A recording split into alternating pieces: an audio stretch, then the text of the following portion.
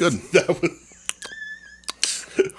It took a second for my brain to process it. So you got stuck there for a second. I did, because my brain is having a really hard time darting back and forth from this delicious drink. Welcome to We Need Wrestling to the Hardys looking like they're 90 fucking years old on your television right now. Yeah. Damn it, I'm upset that you had to say that they're on my television. Sorry. I don't want people knowing. Well, I'm going to get a Nielsen letter. It is. They still send those, right? Yeah. They're gonna, instead of sending you $2, they're gonna ask for $2. Really?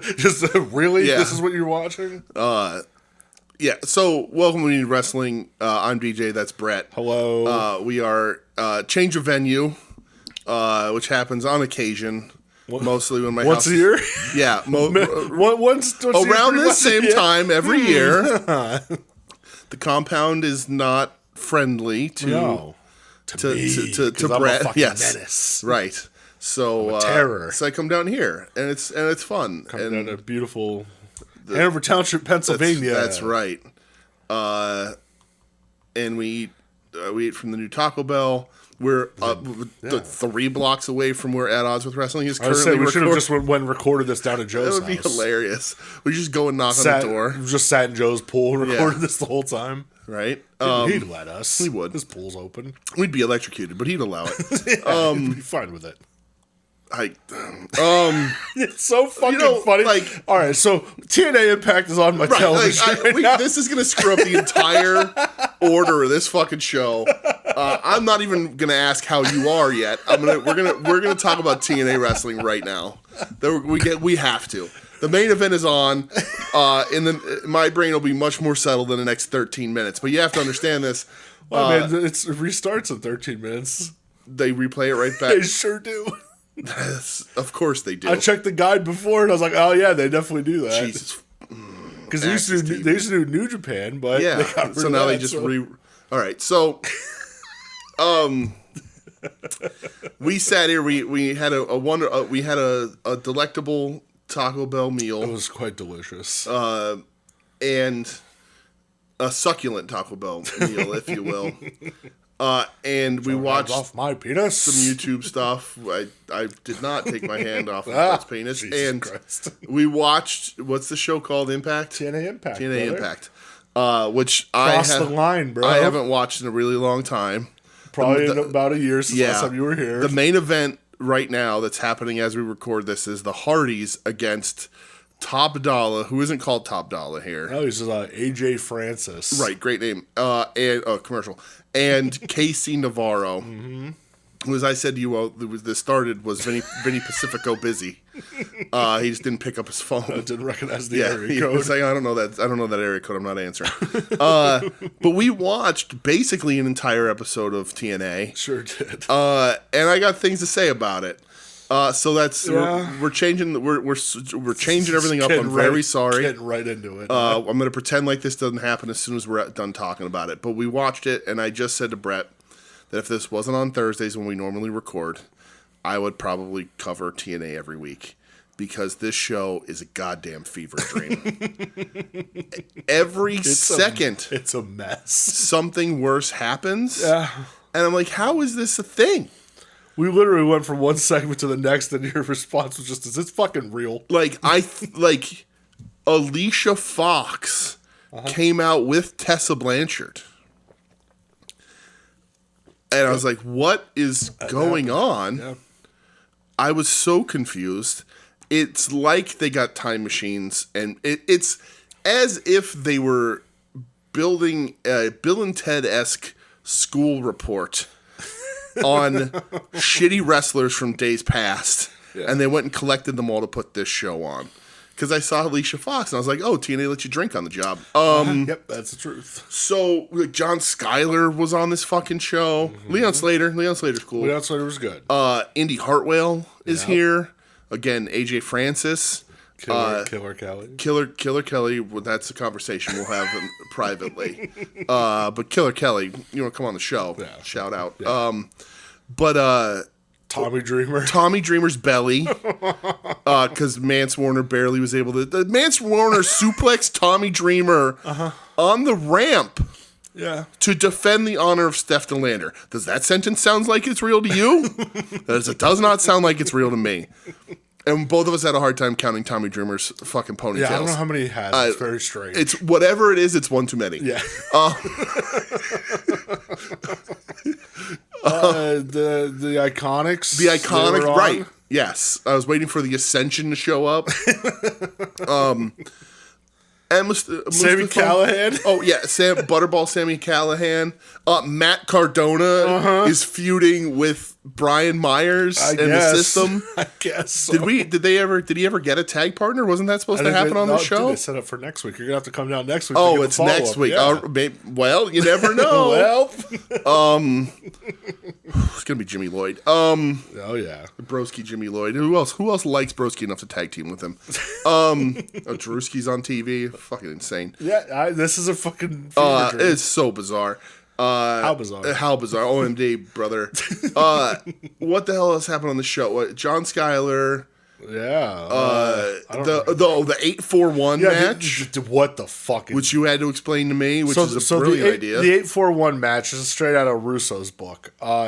It starts out as 4-on-4, so Right. an 8-man tag. Yeah, eight lady tag in this instance. The winning team of that match that has, I believe, a 4-person elimination match. Yes. Which then the final 2 that are left just have a 1-on-1 Which match. is just the ending of a 4-person elimination. Yeah. Yeah. So there's your 8-4-1. But also the 4, the ladies didn't leave. The other 2 just sort of hung around in the corners and let the other 2 have a match. I don't understand I was making a deposit. You were. Happened, so. Killer Kelly won. Shout out Killer Kelly. Shout out to her, indeed. Yeah, like just a fever dream. Like I said, Mustafa Ali. Xia Li.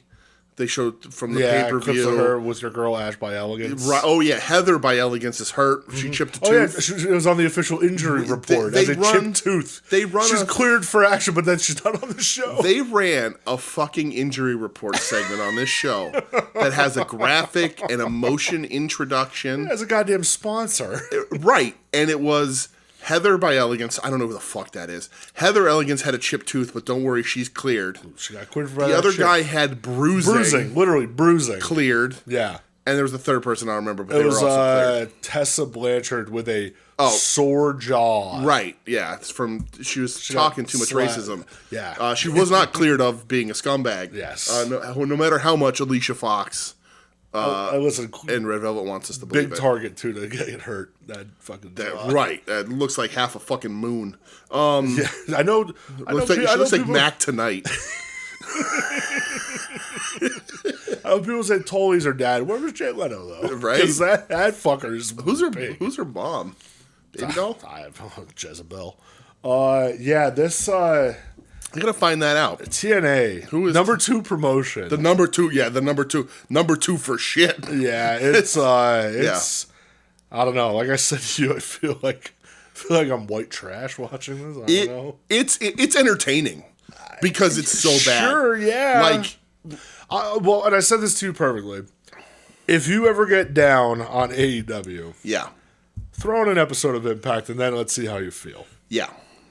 Not saying that AEW is perfect, obviously not, but like, just when you're starting to feel a little in the doldrums, turn on some Impact, and let's see how you feel after that. Yeah. Oh, Tessa Blanchard's mom is Courtney Shattuck, who is currently married to Magnum TA. Oh, okay. Yeah. Oh, all right. I did not know that. What are we doing here? Hold on 1 second. Jesus Christ. We're learning shit all. This is, I say it's off the rails. It never got on. So, Courtney Shattuck, who I'm sure is a very nice woman, does not seem to have been a wrestler of any kind. Whatever. She has her and Tully have a bunch of children. Do you know these children's names? Are they all like Telly and Tawny and? Oh, they are? Brett, they are. Oh, fuck. It's like a George Foreman situation? We got Tessa. Oh, unfortunately. We got Tally. Oh, my fucking God. We got Taylor. And we got Tanner. And then there's a Tucker. Because of course. But it's Tucker Allen. So that's Magnum. That's Magnum, yeah. I guess, I don't know. They've only been together since 2004. I guess the kid could be 20. Yeah. I just don't know how Magnum's still shooting them out 20 years ago. Magnum be fucking. That's right. And then also a Lucy Allen. Who's Lucy? Yeah. So Tucker Allen apparently is, if this is the same Tucker Allen, it is 17 years old, is a steer wrestler. What the fuck? Has been in a couple movies apparently.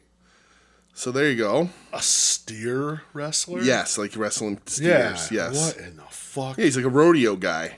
Tucker Allen. He's a rodeo clown. Yeah. What the fuck, man? So there you go.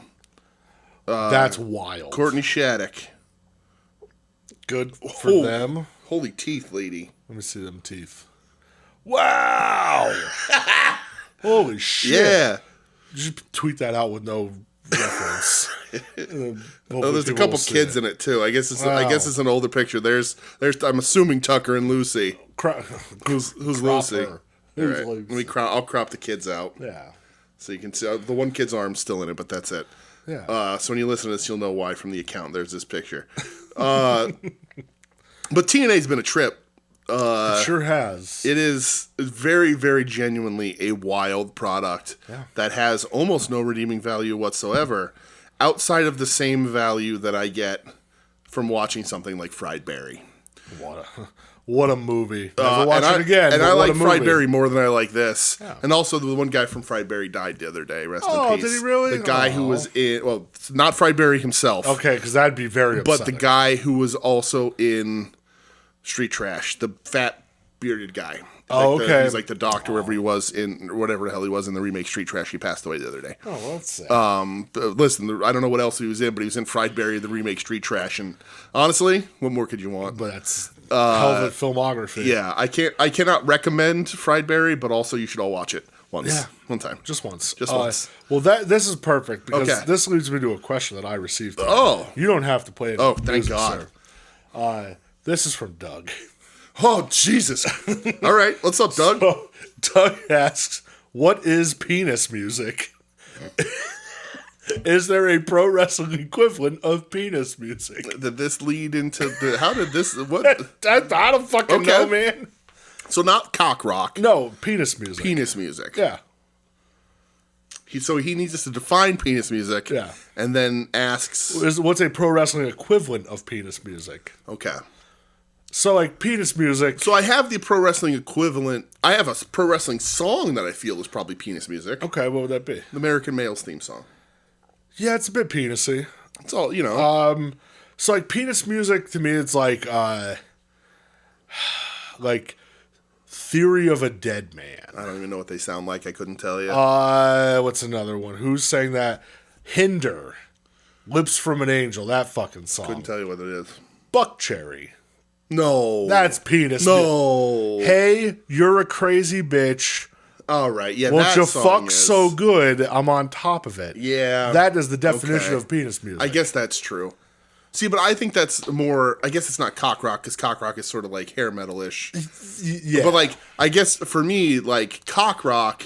Cock rock is hair metal, where penis music is like radio rock. Yeah, because, like, cock rock needs to have an edge, because it's harder. It's cock.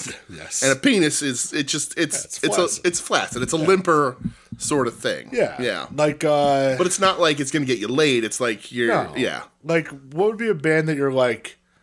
this is like, it's not inoffensive, but also does nothing for me. It just exists. That's why I'm like a lot of like radio rock, like a Breaking Benjamin. Yeah, I could see that. They're a bit penisy. Yeah, they're penisy for sure. I mean, they were managed by Freddie from 97.9. That, of course. Who's a bigger penis than that guy.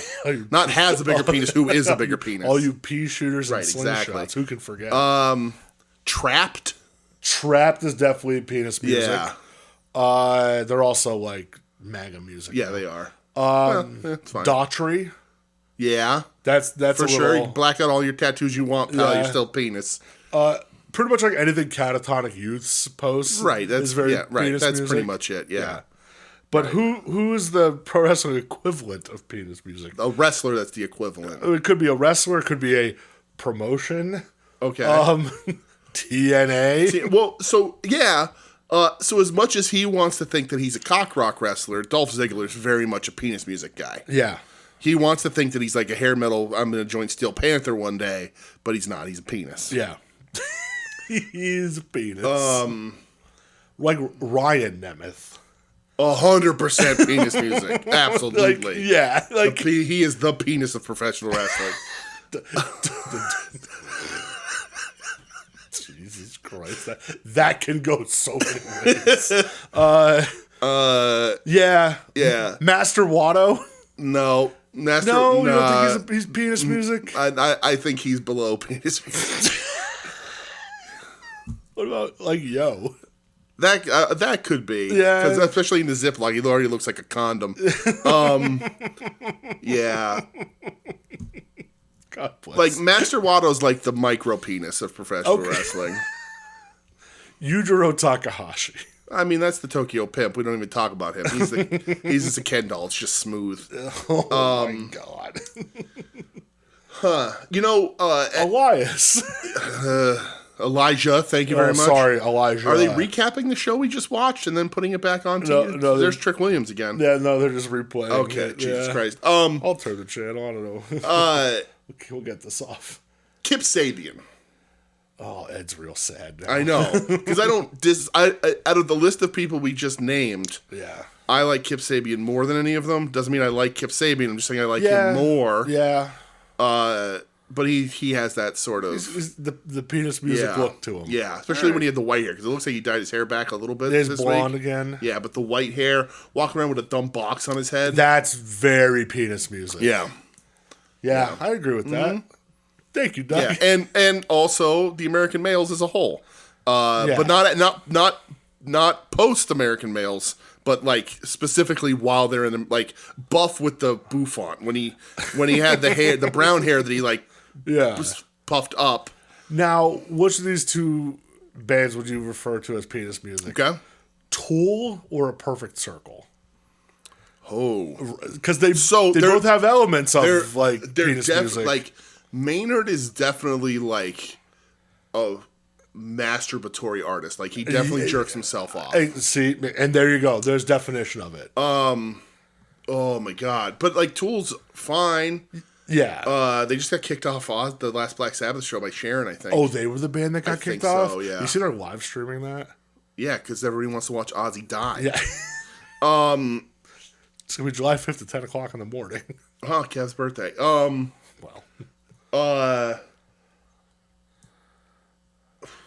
See? I know. Perfect Circle is more penis music, because they're not as heavy as Tool. I'll give you that. All right. Like Weekend But Josh Freese is in Perfect Circle. He sure is. Is OTEP penis music? Oh, God, yeah. That's for sure. Like, a lot of, like, Ozfest second stage bands. Yeah. I would define as penis music. There's some good ones, but there's a lot of bad. Well, Doug, thank you so much. So how are you, pal, after we got through all that? Oh, I guess it wasn't Tool. Tool were not kicked off. Oh. I don't know. Nobody knows. Everybody's talking about it. That's not what this podcast is for. What would you ask me? How am I? I asked how you are. I'm good, buddy. Good. And we're at this part of the show. We talked enough. We got through the main event of Impact. What a fucking fever dream that show. It doesn't matter. Does it matter? That's true. I don't give a shit. I don't give a shit. I don't give a fuck. The Hardys were tag champs and they were wrestling Casey Navarro and Top Dollar. I have an idea who won. Fountains of Wayne is on my television now. That's penis music. That's penis music for sure. Yeah. What song is this? I don't know. Didn't they only have one They're song? Stacey's mom, right? Yeah. This ain't Stacey's mom. They had another song? No, they didn't. I say I don't want to play it on my TV because we might get YouTube strike, but I don't think YouTube we're gives a good fuck here. about Fountains of Wayne. All right, back on course. I'm good, buddy. How are you? I'm good, man. Yeah? All right. I got out of work early today because... Look at you. Yeah, my boss was like, hey, you want to log out early? I said, I sure do. So got my weekend started early because I'm off tomorrow. Sick. Gonna get my car inspected because it's long overdue. Yeah. And then I'm gonna go see Drain. Yeah. Drain and Magnitude. Yeah, that's cool. So, gonna have a good time, show. hopefully. Good band. Yeah. So, other than that, things are going to shit, but right. Things are going to shit. Personally, I'm doing okay. Right. Things are going to shit. We'll see how we're feeling. We're talking about. I don't necessarily need to bring it up, but you know why? Like, the Homelander went to a Homelander thing. Yep. Like, I don't understand what listen, I don't want it to happen, but I'm not shocked that it happened. So no, it's one of those like what it is. Somebody dangles something in front of your face and you don't believe them, and then you still just go ahead and do it when then said person does the thing that they were dangling in front of your face. Yes, don't be surprised. Right. Whatever. Yeah. Shout out to Brody King though. Yeah, Brody, you're the fucking. Brody's Brody's the coolest. Love Brody. All in on that dude forever. Yep. But all right. You have any news? I have fucking nothing. Nothing. It's been a quiet pro wrestling week. Yeah, again. International's short again. Like, just nothing really doing. Everybody's gearing up for stuff. Goto's out there talking about who he wants at Forbidden Door.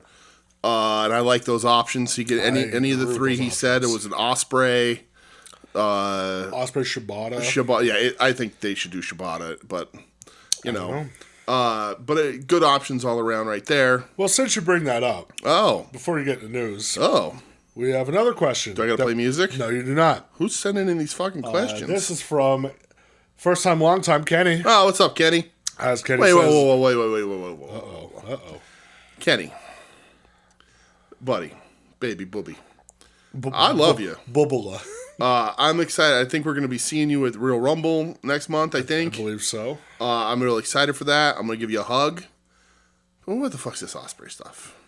Listen, brother's working a bit. All right, it's a bit? Okay. And if it's a bit... I don't know. I hope it's a bit. Because we're going to have conversation later, but go ahead. That man can't question Will Ospreay while wearing a Miz t-shirt. Yeah. So he says, hey guys, first time, long time with a brief question / observation for the show. This week, Hiroki Goto admitted to having an exorcism done on him to get an evil spirit out of his body, which is now why he incorporates the cross into his gimmick. How about it? Listen, Hiroki Goto's sitting under those waterfalls, okay? Right. Listen, I'm not a religious man, no. Kenny. I grew up with religion.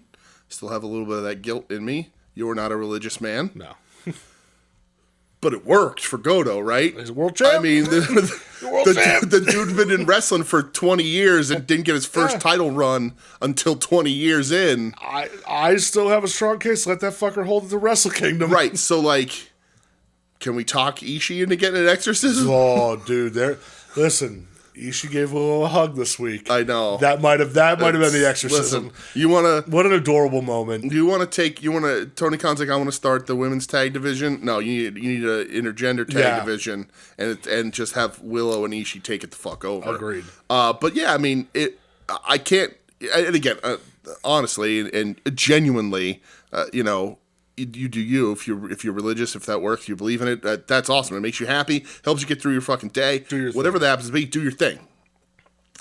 But it clearly worked for Goto, so I ain't got a problem with it. Like the dude got an exorcism and got the thing he hadn't had his whole fucking life. He's doing well, and he's having a good run with it. So, hey, whatever, man. Maybe he's onto something.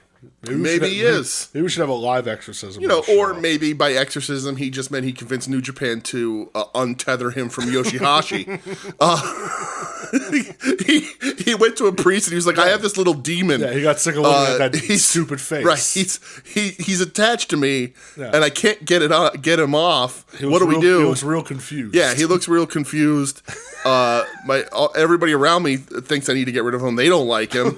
And he's like, what do we got to do to get this little goblin out of my life? And the priest was like, I don't know, an exorcism? And he was like, let's do it. Okay. And then they just squirted holy water in Yoshihashi's face until he went away.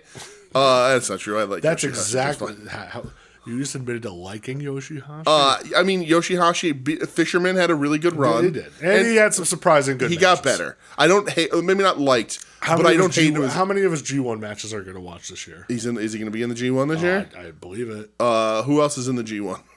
Well, so there was that poster I saw. Picture of the poster where Big Takeshi is definitely going to be, and it's going to be Tanahashi's last tournament. That Tanahashi ain't making it through that tournament. He didn't work it last year. Yeah. How are you going to do it this year? 3-minute matches. I think it was Mike that said he goes, let him do the Yano spot. Comedy, just don't do this. I'll watch Yoshihashi when he wrestles somebody good.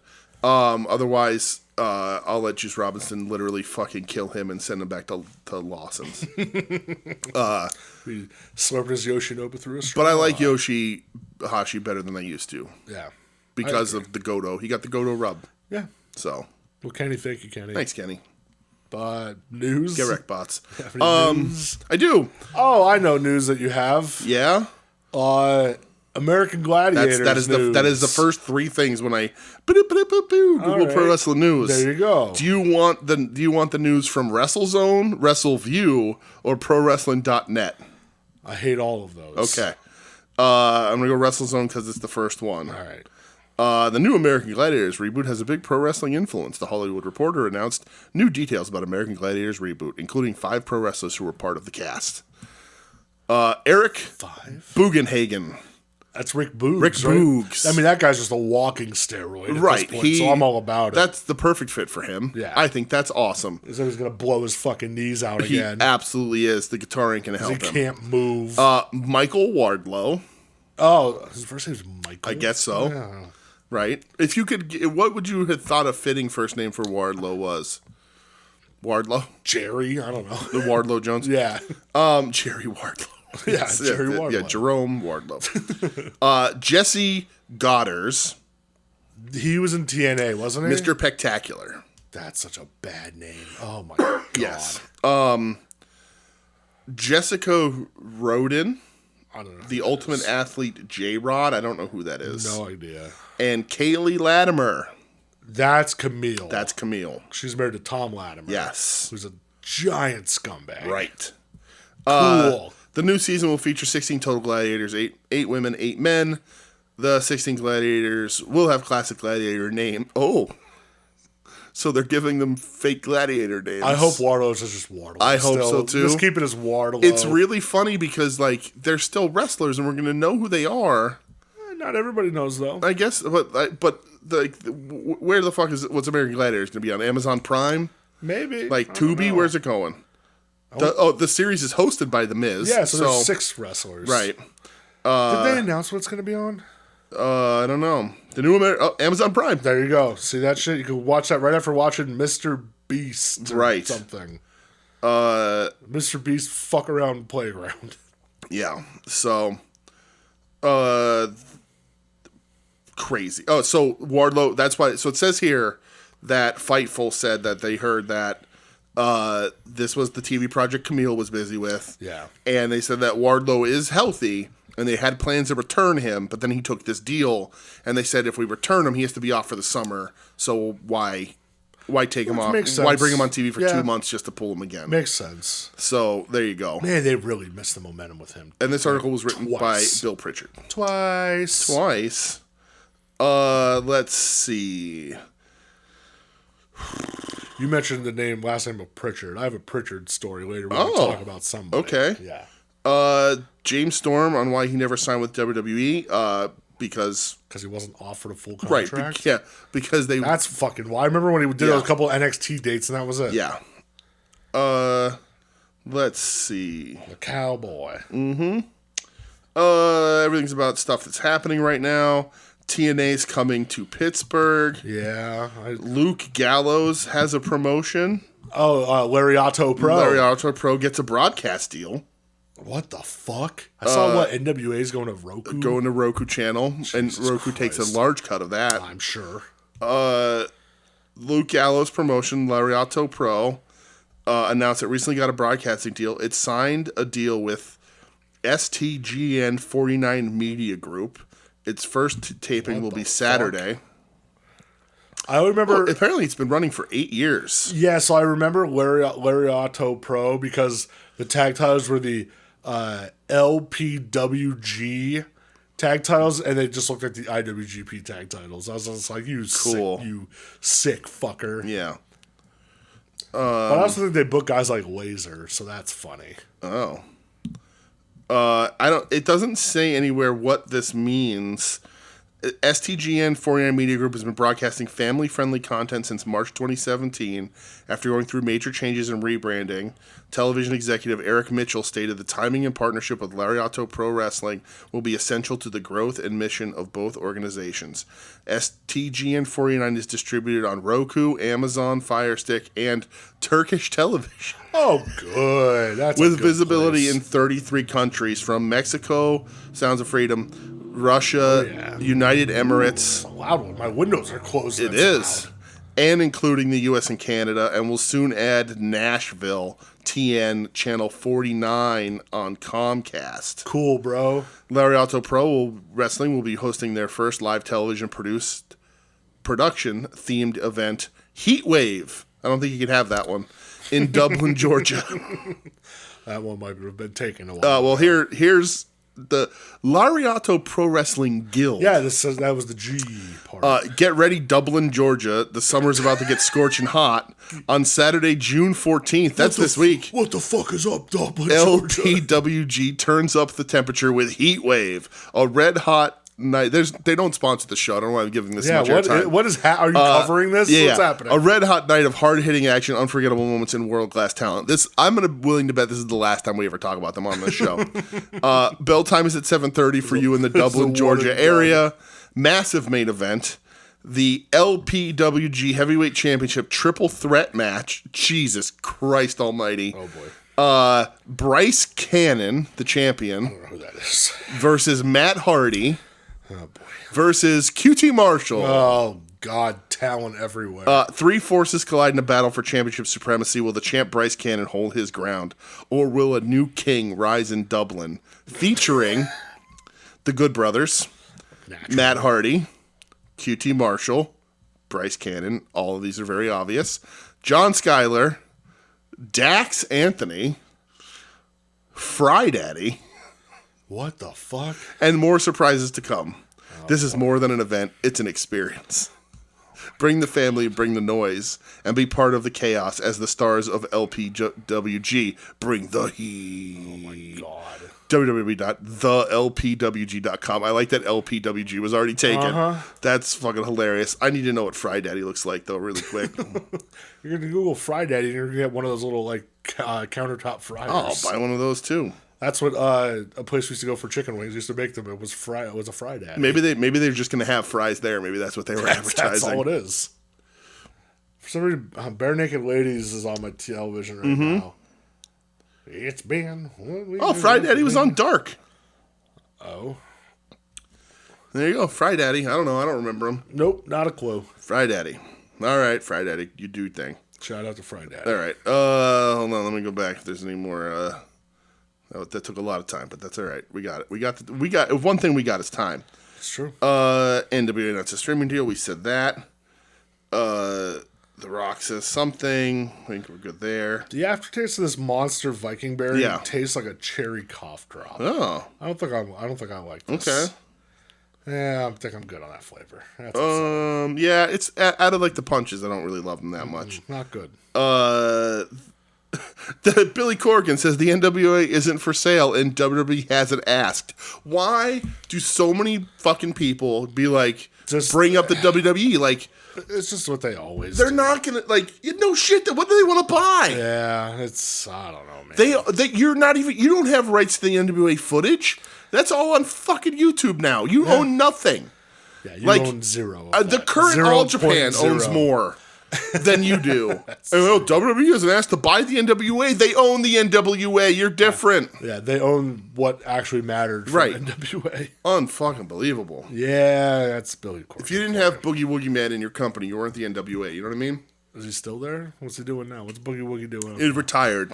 Him and Big Mama are riding out in the sunset together. God bless him. It's somewhere in Virginia. You got any other news? No, that was it. I think that's plenty. All right.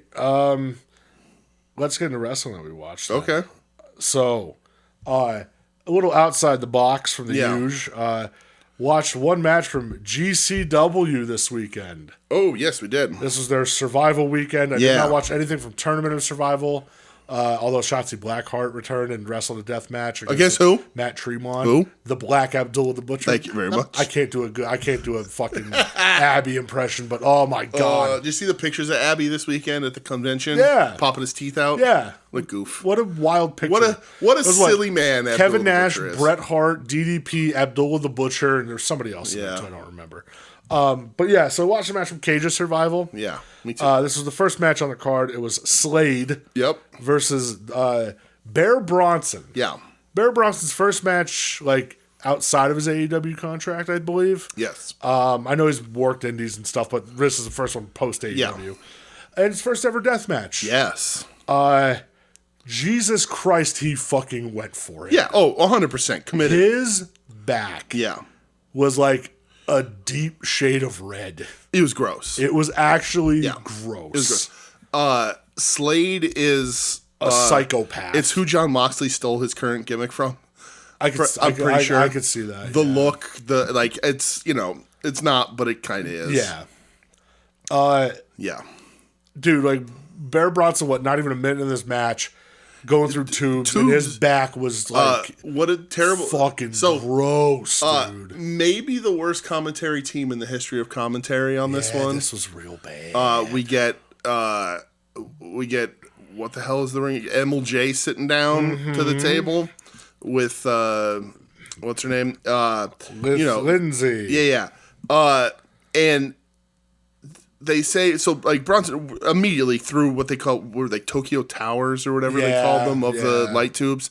And like often, like when you see light tubes in death matches, like they're like, the light tubes look really good, but like they don't make people bleed a ton. Like unless it's you're caught in the right way, like Nick Gage in the armpit or whatever, or Arquette in the neck. But like that was like jagged ones. But like Bronson bleeds immediately from tubes. I couldn't believe how much he bled. So much blood. Then when he gets the gusset plate too, that was disgusting. Dude, the gussets are like, they're my limit. Yeah, I know that you're very touchy. They're my limit. Yeah. I like this mat. It's crazy. They both look like they were just painted themselves red. Yeah. But like particularly, like we know gusset plates are gross, but like Slade puts it on Bear's head, and you can see it like go in when he hits it, and like those are big spikes. Like there's not a lot of meat on your skull. No. And like these are going in deep. And I'm like, oh my God. And they make you bleed so much. And he bled so much. So much. And then Slade later also bleeds so much from gusset plates. What happened with Slade? I forget what the part of the match, because I literally watched this at like 8:30 this morning. And I was like, what a way to start my day. When he starts fucking bleeding too, and he's just bleeding buckets immediately. Like, and one thing I will say on commentary was like, wow, this is actually smart. They're like, it looks like someone just threw a bucket of red paint on him. Like, he was bloody head to toe. Yeah.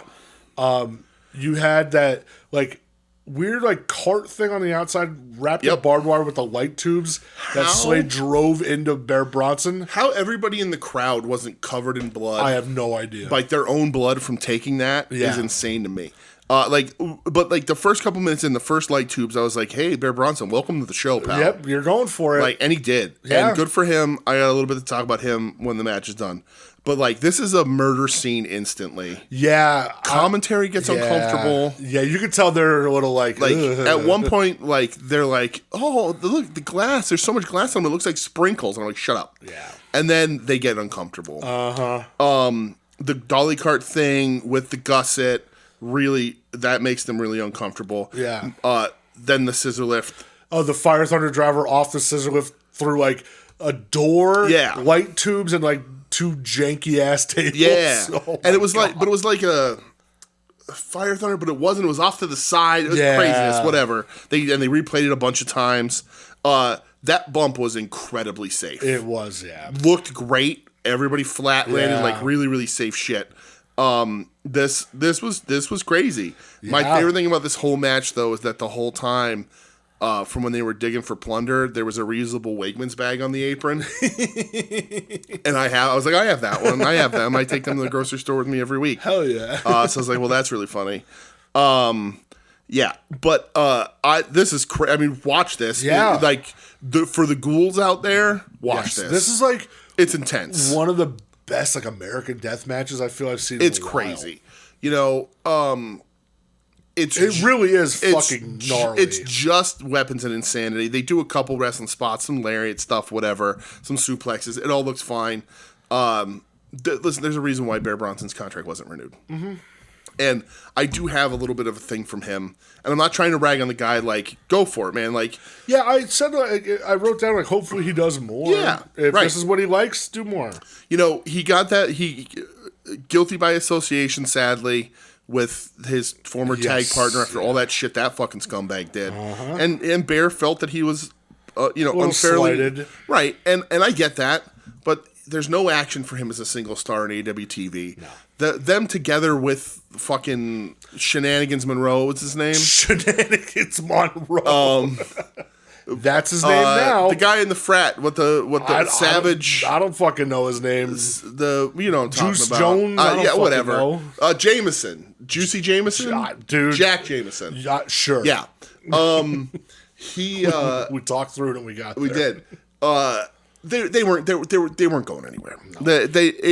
It's just what it is. It's a dead act, and you have to leave and figure something else out for yourself. You're not going to get rehired by AEW doing deathmatch shit, but if you like it, you could do it. Yeah. And this was a good first showing. But anyway, this is this was a report from him. He said, former AEW wrestler Bear Bronson, now a free agent after his contract expired on June 1st, revealed on the Wrestling Junkies podcast that TNA star Mike Santana inspired his decision to leave AEW. You weren't renewed. You didn't. Your decision. There's a difference. The decision was made for you, but whatever. Bronson, part of the Iron Savages, felt complacent in his role as an enhancement talent, despite being told to just be grateful for the minimal TV time. Santana, once part of AEW's Inner Circle, left the promotion to pursue greater opportunities, telling Bronson, "You're not starting from square one, you're starting from experience." This advice fueled Bronson's resolve to chase his dreams of becoming a top star. Since departing, Bronson has competed in promotions like Beyond Wrestling and Limitless Wrestling, aiming to redefine his career. His exit follows that of his former tag partner Bear Boulder after the arrest, whatever. So there was no act here. You guys reached your ceiling in AEW. You were going to be job guys. Yeah. You know, you were made men when Dark existed. Sure. You were the top Dark tag Their team. country was on every week. And, you know, the dude, he's got a look that doesn't necessarily stand out. He looks like a lot of other guys. But, like, this is your opportunity to, if you want to be this top guy, if you think that's where you're going to be, that you can reach his goal, here's your chance to fucking do it. Yeah. But you didn't make the decision to leave AEW. Like, you know, I mean, maybe he said no to a renewed contract because he knew he wasn't going to be used. I don't know that AEW was throwing a ton of money at him anyway. But yeah, figure it out, man. Like, I watching this match, I don't think he's a particularly coordinated wrestler. No. You know, like, I think the wrestling he tried to do in this match showed his limits there in a crazy death match. But this match ruled. Match was fucking awesome. You know, and you're not going to become a fucking millionaire. You're not going to become a thousandaire doing this shit. But it's, I mean, maybe selling merch and shit. You know what? If you want to get part of, like, that GCW crew, though, they seem to have regular rotation. Yeah. Okay. You know, right. I mean, GCW, if you can get in good graces with GCW, they're definitely the top indie, one of the top indies, probably the top indie in the country. So, like, that's a good place to be. If you want to do deathmatch stuff, I mean, you write your ticket to Japan. Right. Go to Big Japan. Exactly. You know, they do all that shit. And, you know, the go to Freedoms. The title of White Abdul the Butcher is still open. That is true. Black Abdul the Butcher's off the table, okay? Off the table. Can't be it. Already taken. Listen, unless Matt Tremont decides to give it up. It's already taken. It was given to him. Yeah, which Tremont won Tournament of Survival. It's his first one. Yeah. Oh, really? It's the first time he won it? First time he won it, yeah. Wow. And he retired a couple of years ago. He sure did. But you can become the White Abdul the Butcher if you try hard enough, I guess. Yep. But yeah, this match ruled. It was fucking gnarly. Again, if you're a deathmatch ghoul, check it out, because this you know, right up. Like, this would be one where I'd say, "Hey, Doug, sit down, let's watch this." You know, I don't know that Bear And again, I hope he does. I don't want to wish ill on anybody. The guy, he seems like a nice dude. He said the right things when his tag partner was revealed as a fucking dirtbag. Yeah. But he's a tag team act. It's gonna take a while to beat that rap too. Gotta establish yourself if you can. Best of luck. But yeah, best of luck, man. But like, if you're gonna keep doing like your first death match, and that's the only thing people are talking about really from this whole fucking weekend. Like everybody was like, this is easily the best match of the weekend. Yeah. So if you could steal that weekend, right, then you might be on the right. So if that's the route you want to go, it's at least a short term solution where you could probably make a really good amount of money. Yeah. Doing this kind of shit. Does it get you back on TV? I don't know. I don't think so. Probably not, but if you're going to become like a higher end paid person in GCW, then go for it. All right, moving on. I got something. I got a question. You have a question? Well, somebody has a question. A question from Jess, because it's... Oh, hi, Jess. It kind of sort of ties in, but not really. Just because it's a violent match, I figure we'll put it in right here. Perfect. Jess, shout out Jess Bones. Jess said, "Hey, Brett and DJ. I hope you all enjoyed celebrating the anniversary of Samoa Joe versus Necro Butcher yesterday. You better fucking believe it. I watched it. I was able to show young, impressionable minds the crude spectacle of this Dudes Rocks match. The ultimate Dudes Rocker. It is 1 or 1A of best independent wrestling matches of all time. I said it is strangely on my list of comfort matches. And now it's no longer about this. But anyway, maybe I'm an asshole, but I'm feeling vindicated by the fans of the Yeet Man and, sorry, Brett, the Pepsi Bastard Spiral and Cope. This says, "Sorry, Ed, nothing personal to you." I'll have my State of the Union address later. I also just saw the clip of Tiffany Stratton throwing the first pitch at the Mets game.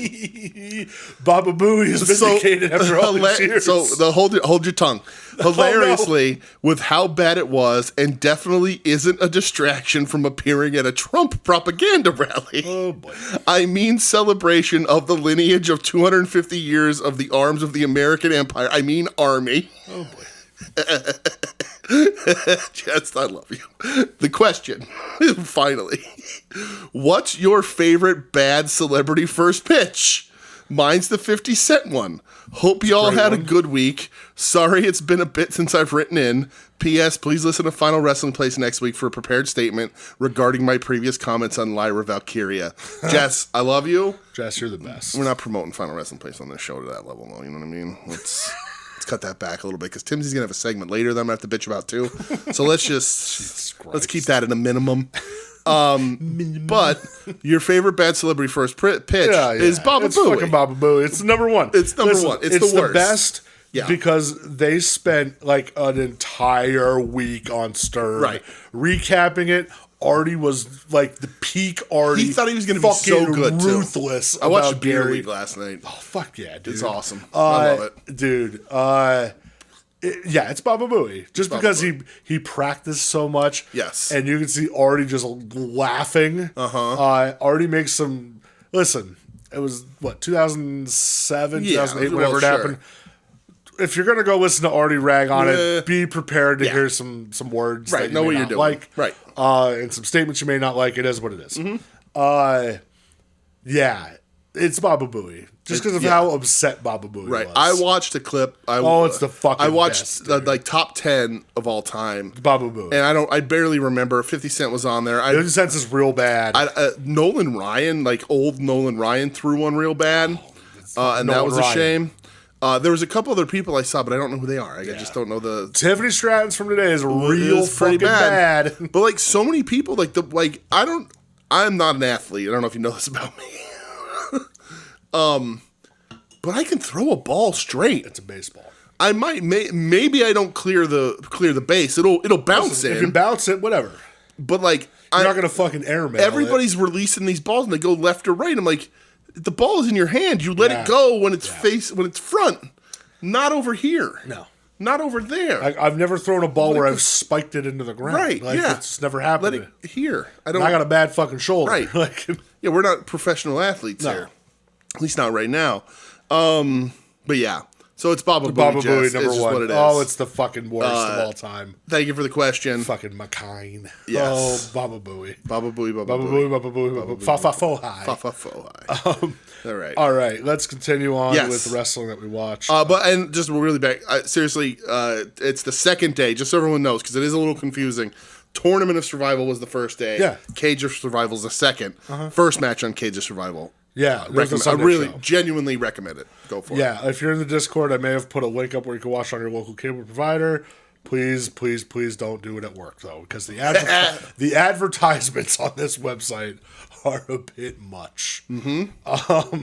Yeah. All right. So I watched some stuff on Saturday. Okay. I watched AAA and WWE Worlds Collide. Yes. Oh, this was before Money in the Bank. This was at 3 o'clock in the afternoon on Saturday. Okay. This was free on YouTube. I saw that. That's cool. To which WWE's like, the highest YouTube stream numbers that we've ever had. Somebody's like, have you ever shown anything on YouTube like this? Shut the fuck up. Yeah. Number one. Oh, it did better than the WCW live stream that you killed, you sons of bitches. That's upsetting. That was my comfort show. I know. I was shocked they didn't bring that back. Conan's commentary was fucking peak awful. Yeah. Why he was on it was him and Corey Graves. Why the fuck he was on commentary, I will never know. Because he's getting AEW back, bro. What comes around goes around, brother. There was probably 3 different times he said to Corey Graves, Corey, can I say something? And Corey was like, yeah. And it was just like something stupid. Yeah. He was fucking terrible. Listen, he said a lot of things too. WWE's not going to Americanize this. Rey Mysterio finally legitimized Lucha Libre in America. Rey Mysterio said WWE legitimized. Right. Get the fuck out of here. Insane. There were 2 matches we'll talk about. Okay. First one was the opener. It was Aerostar, Octagon Jr., and Mr. Iguana versus Cruz del Toro, Dragon Lee, and Lince Dorado. Cruz del Toro. That's live? Yeah, that was live. The Line. The Line. Raul the Line Mendoza. Yeah, Cruz del Toro. Because Joaquin Wilde legit got it knocked out on SmackDown, I think. Oh, really? I didn't watch Bummer. it. But this was a real fun opener. Yeah. Good shit to get the crowd going. Lots of people talking about Octagon Jr. Or are they talking about Mr. Iguana? Well, Mr. Iguana too, but I saw a lot of people talking about Octagon Jr. Yeah. But again, Mr. Iguana's the breakout. Ton of fun. Like, Lince Dorado, I don't know if he was just back for this match. He is a trainer. Oh, okay. I did not know that. He trains the PC. Yeah, boy, Dragon Lee, you're real forgotten about, brother. Yeah. Yeah, though, a lot of fun. Yeah. Crowd was very into it. Of course, everybody's talking about Mr. Iguana. Listen, we don't cover a ton of lucha on here. We've done the Triple A's in the past, or the Triple Manias, all that kind of stuff. When I saw, I was like, this is cool. I like Mr. Iguana.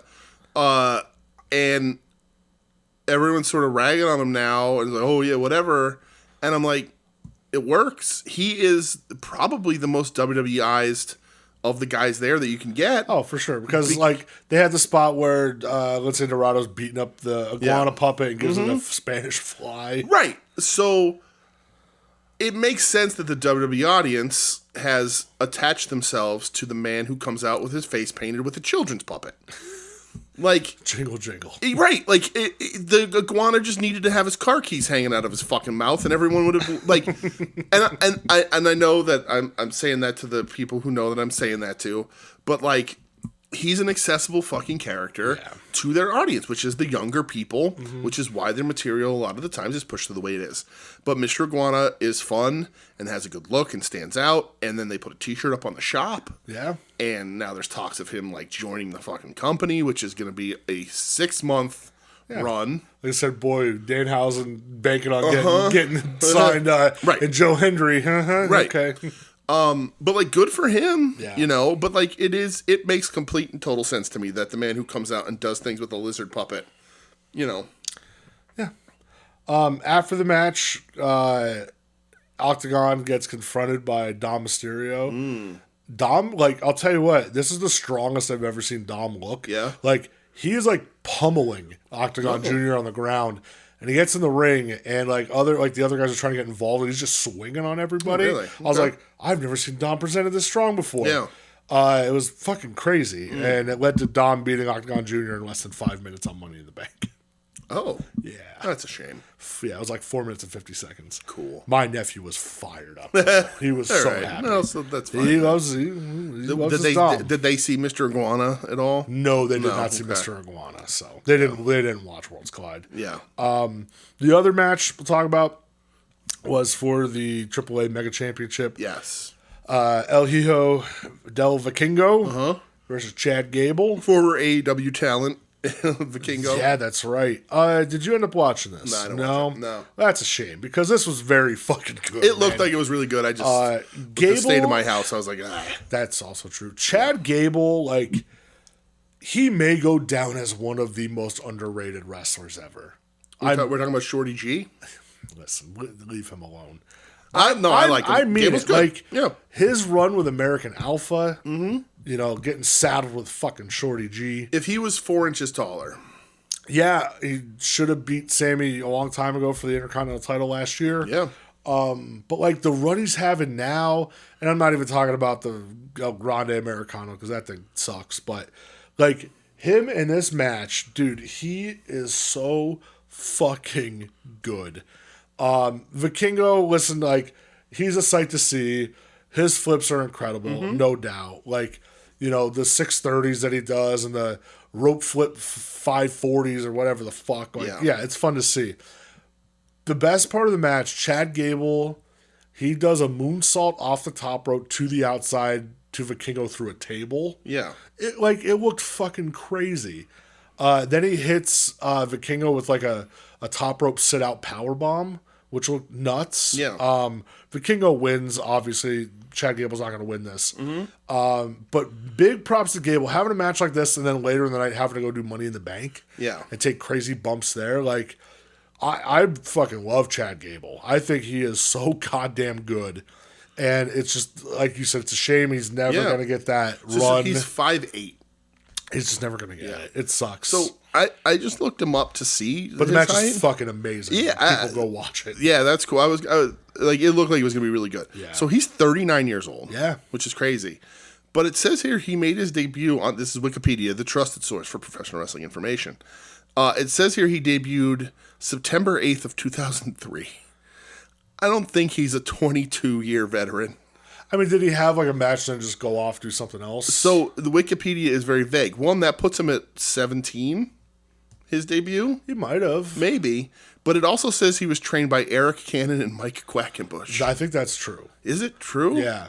So, because then, like, where did he wrestle? Because so it says here his amateur wrestling that he was a high school state champion in 2004. Yeah.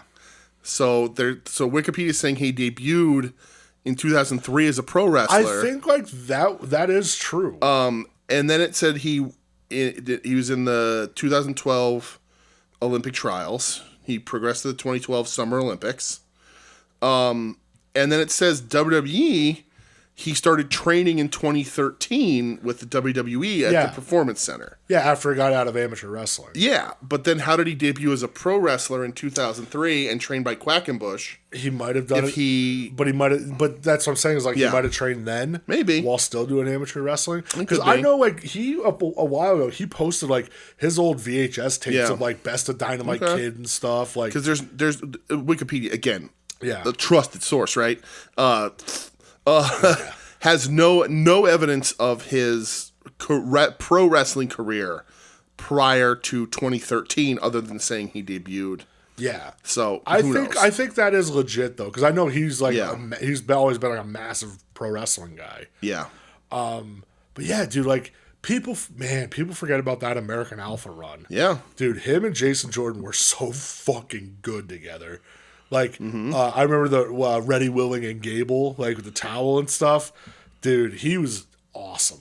Yeah. I'm a big Chad Gable fan. He like even posted afterwards on Sunday. He put up like a couple pictures from the match versus Vikingo. Then he's like, "Oh, my friend Americano, I'm proud of him, whatever." And he's like, "This is the most I've ever felt alive." Nice. I was like, "Good for you, man. That's fucking awesome." So. Yeah, Chad Gable, that guy fucking rocks. Big fan of him.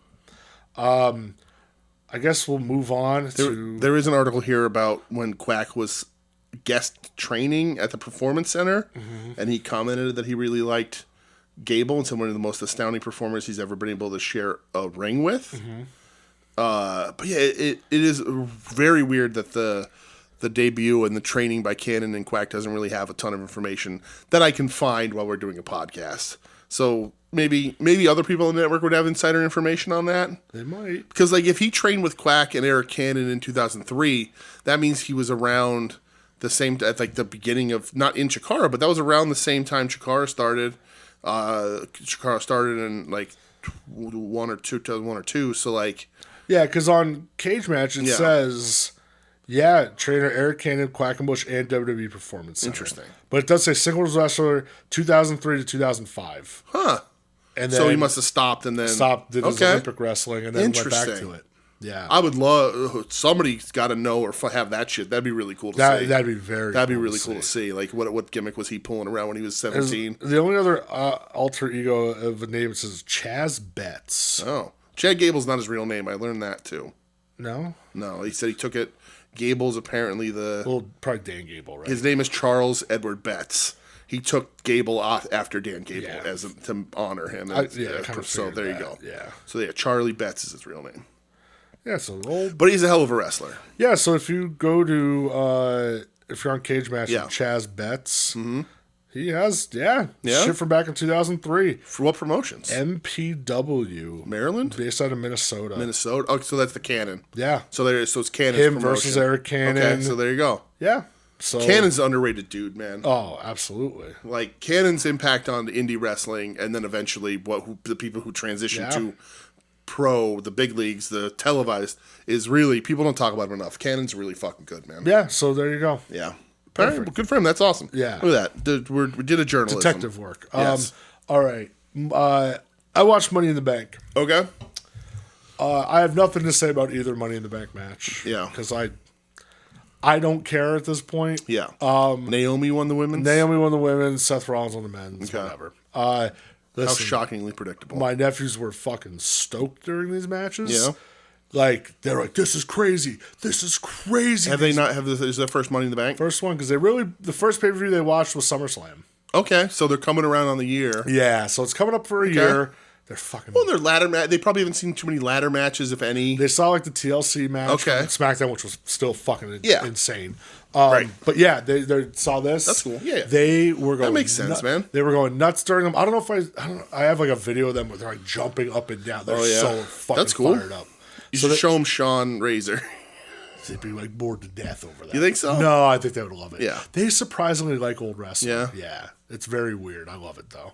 But the only match I have, honestly, to talk about, which I'm, like, shocked, was for the women's Intercontinental title. Becky Lynch versus Lyra Valkyria. Really? Becky won. Becky Lynch versus Bird Lady. Yeah. Becky got the belt back. This is fucking awesome. Right? Is that what happened? No, this is Becky's first time winning the belt. Oh, Becky beat her for the belt. Because Lyra was the initial champion. Oh. Okay. I thought Becky had already beat her. I thought they already switched it back and forth once or twice. Okay. No. This is because there was like a stipulation if Becky didn't win, then she couldn't challenge for it again. But if Becky did win, then Lyra had to raise her hand at the end. Oh. Which is what happened. And then Becky kept making her raise her hand, and then Lyra hit her with a German suplex. Okay. This match was seriously fucking awesome. Yeah. Beck still has it? Dude, it felt like a fight. Yeah. Like, they were laying their shit in. That's cool. And I've been very much like, I don't understand Lyra Valkyria. Mm-hmm. She had a match with Bayley on Raw a couple months ago where I was like, okay, I could see it. Right. Then she's been having this program with Becky where I was like, yeah, I'm starting to get it. This one I was like, oh, I get it now. Right. Like, granted, she's in there with Becky. Right. It's just, you just said Bayley and Becky. It's like kind of hard. Yeah, which I have in my notes. Hard to fuck that up. Put some respect on Becky Lynch. Yeah. Because, you know, she's... Yeah. I think I saw Joe tweet it today. Becky's more like Harley Race than people realize. Oh, boy. What's your finisher, kid? Becky cut people with a broken bottle this weekend? I'll move. This is fucking awesome, though, man. I would, like, highly recommend watching this. This is very good. Is, not to cut you off, is this where Bayley comes out at the end? No, so we'll talk about that. So this was, this was fucking good. Yeah. Becky won with a roll-up. Right, Wall grabbing the rope. Nice. So there's good your heel work. +3, yeah. Solid. But yeah, this is very good, and I finally got Lyra Valkyria. Okay. Clicked for me. So. That's cool. Do you think the program's over, or are they gonna? Well, on Raw on Monday, I saw the clip where Lyra's coming out to confront Becky, and then Miss Pam came back. Oh, that was on Raw. Yeah, Miss Pam came back and beat the shit out of Becky. That lady can pull off a white outfit, brother. She like nobody else. Oh, man, unbelievable. Because Becky openly admitted that she's the one who jumped Bayley and took her out of the Mania match. Oh. So a couple months later now, Bayley comes back and that's what you call cinema. See that shit? Stories, bro. Long-term booking. Beat the dog shit out of Becky Lynch. So that was cool. Yeah. I saw clips of that on Twitter. Yeah. So main event was Cena and Logan Paul. Oh, right. Against Jey Uso and Cody. Snooze fest. Yeah, honestly, wasn't very good. I will say Logan hitting I think he hit like an acai moonsault through Jey Uso on the announce table. Okay. That was fucking gnarly. Did you see him issue like his redaction about the first time ever to do the spot that he did? So he I did see he tried to do the Hangman Buckshot and missed it. Yeah. So he did. Shout out to Phil. I don't know when it was, but he did. It was like it was a top rope acai, which isn't a real acai, but whatever. But he was he was like outside of the corner, hopped up over the corner to the top rope, moonsaulted onto people. Yeah. And he said that he was practicing it, and then he did it, and he went on his show or whatever, and was like, that is a move never done before by anybody in wrestling. He's I'm the first person to ever do that move. Yeah, sure, pal. And then people pulled the clips and were like, no, here it is here it is in WWE, here it is here, whatever. And he was like, I misspoke. I should have said the first person to ever do like that sequence. He goes, because if you look at all these other clips, there was 4 or more people there to catch the guys. And I only had one guy to catch me, which makes my move more dangerous, which makes me the first person to ever do it. Because he's like, if you get caught by 4 people, the risk is cut down. But I only had one person to catch me, which makes mine unique. And I'm like, shut the fuck up. Yeah. It's going to be hilarious when Triple H is officially out of power and TKO makes him the world champ. Yep, that's going to happen. It's absolutely. It might happen under Trips. It's definitely going to happen. The big story coming out of this though was during the end. Ooh, Quad City DJs is on my TV. I knew you were going to say that. Sorry, I love Quad City DJs. Ron, the Truth Killings. So during the match, comes out, spears Cena, rips his hood off. It's R-Truth. Crowd goes fucking ballistic. Right. Which immediately everybody. Oh, you got fucking worked, internet. You all got worked. Dumb dipshit Triple H. I almost said Phil, which is true. Dumb idiot Triple H in the presser afterwards says, oh, you enjoying the show? You enjoying the ride? He was asked about it. Oh, enjoy the show. All part of the show. Boo-boo face the whole time, though. What a fucking asshole. Because immediately... Yeah. Ron Killing's kid comes out and says, this is cap, that ain't a fucking work. Which, by the way, I found out Ron Killing's kid went to Penn State Wilkes-Barre. Really? Yeah, because I clicked on his Twitter profile, and it says Penn State Wilkes-Barre. They're closing that, you know? Yeah, I think he's already done, but and then he played basketball at Penn State Allegheny. Oh, okay. Yeah, so cool. I thought that was cool as shit. Yeah. And then somebody was tweeting about it, and Ron Killings went on Twitter and said, not a work. So, of course, everybody's like, nah, man, they're still working yet. It's like, no, they're not. And then the reports came out that WWE was trying to call him all week, and he was ignoring everybody until Nick Khan got involved to offer him probably what I'm going to say. I don't even know if it's going to be like a year deal. What I read about it, they said that it's for one last run. Which could be 6 months, right? 3 months, right? Who knows? Very smart of him. He said because he said in interviews in the past, if I go out, I want to go out as Ron Killings. I don't want to go out as R-Truth. Right. I want to have one run as Ron Killings. Which that's what he's getting. It's to me the smartest thing, and it's something that we talked about last week on this show with the people taking lesser deals to go to the WWE. And I was like, if they want you, the ball's in your court. Make them pay. Make them pay. And, you know, it had some reports saying it went over Triple H's head. Nick Khan, they went up, and Triple H didn't want to do it. Certainly seems that way. Yep. You know, but Ron, Truth, not answering, making them sweat. This is a fan's responsibility. They did this shit. Yeah, because the chants weren't going away. They were chanting it during Raw, and chanting it during SmackDown, chanting it during the pay-per-view. Right. He makes them sweat, answers the call, and then it's on his terms. We don't know the money. We don't know anything. But he said, if I'm coming back, I'm on Killings. Because he goes, because I want that cachet when I leave, because I won't be able to be R-Truth. Because you own that shit. And he's right. He's right. Like, so put me in as Ron Killings so that I can have that on the posters, so that people who maybe don't know that that's my name, because he was Ron the Truth Killings in TNA and NWA, really. Yeah, right. And it's the smartest. He did it such the fucking right way to me that everyone should be listening and doing what he did. He didn't answer the call because he made him sweat. He made sure he had all the fucking leverage. Yeah. And the fans helped. The fans did it. Without the fans, he's not getting that phone call. Yeah. But like you fans who did it, put up enough of a fucking fight, and you allowed him that leverage where they were like, we need him, we want him, we need him, and he's like, all right, well, we'll see how much you need me, and did it the right way. Good for him. I hope he gets $1 bajillion. Yeah. I saw clips of the promo. Look good. Sounds serious. Yeah. Cut his hair. Yeah. You know, he's got the Kaze Ni Nare haircut going. He looks very Suzuki-ish. Did you see him on Busted Open? Yeah, I saw that clip. That was very character. Yes, very character driven, where he's like, you don't tell me what the fuck to do. Yeah, because it was dipshit Ray Deadly. Yeah. He said the clip where he's just like, I didn't need him to remind me of the truth. Right. When he said the whole truth, whatever, I didn't need that. Well, it's a tagline, brother. Like, that's smart. Like, Ron Killings did so much work. He got his name.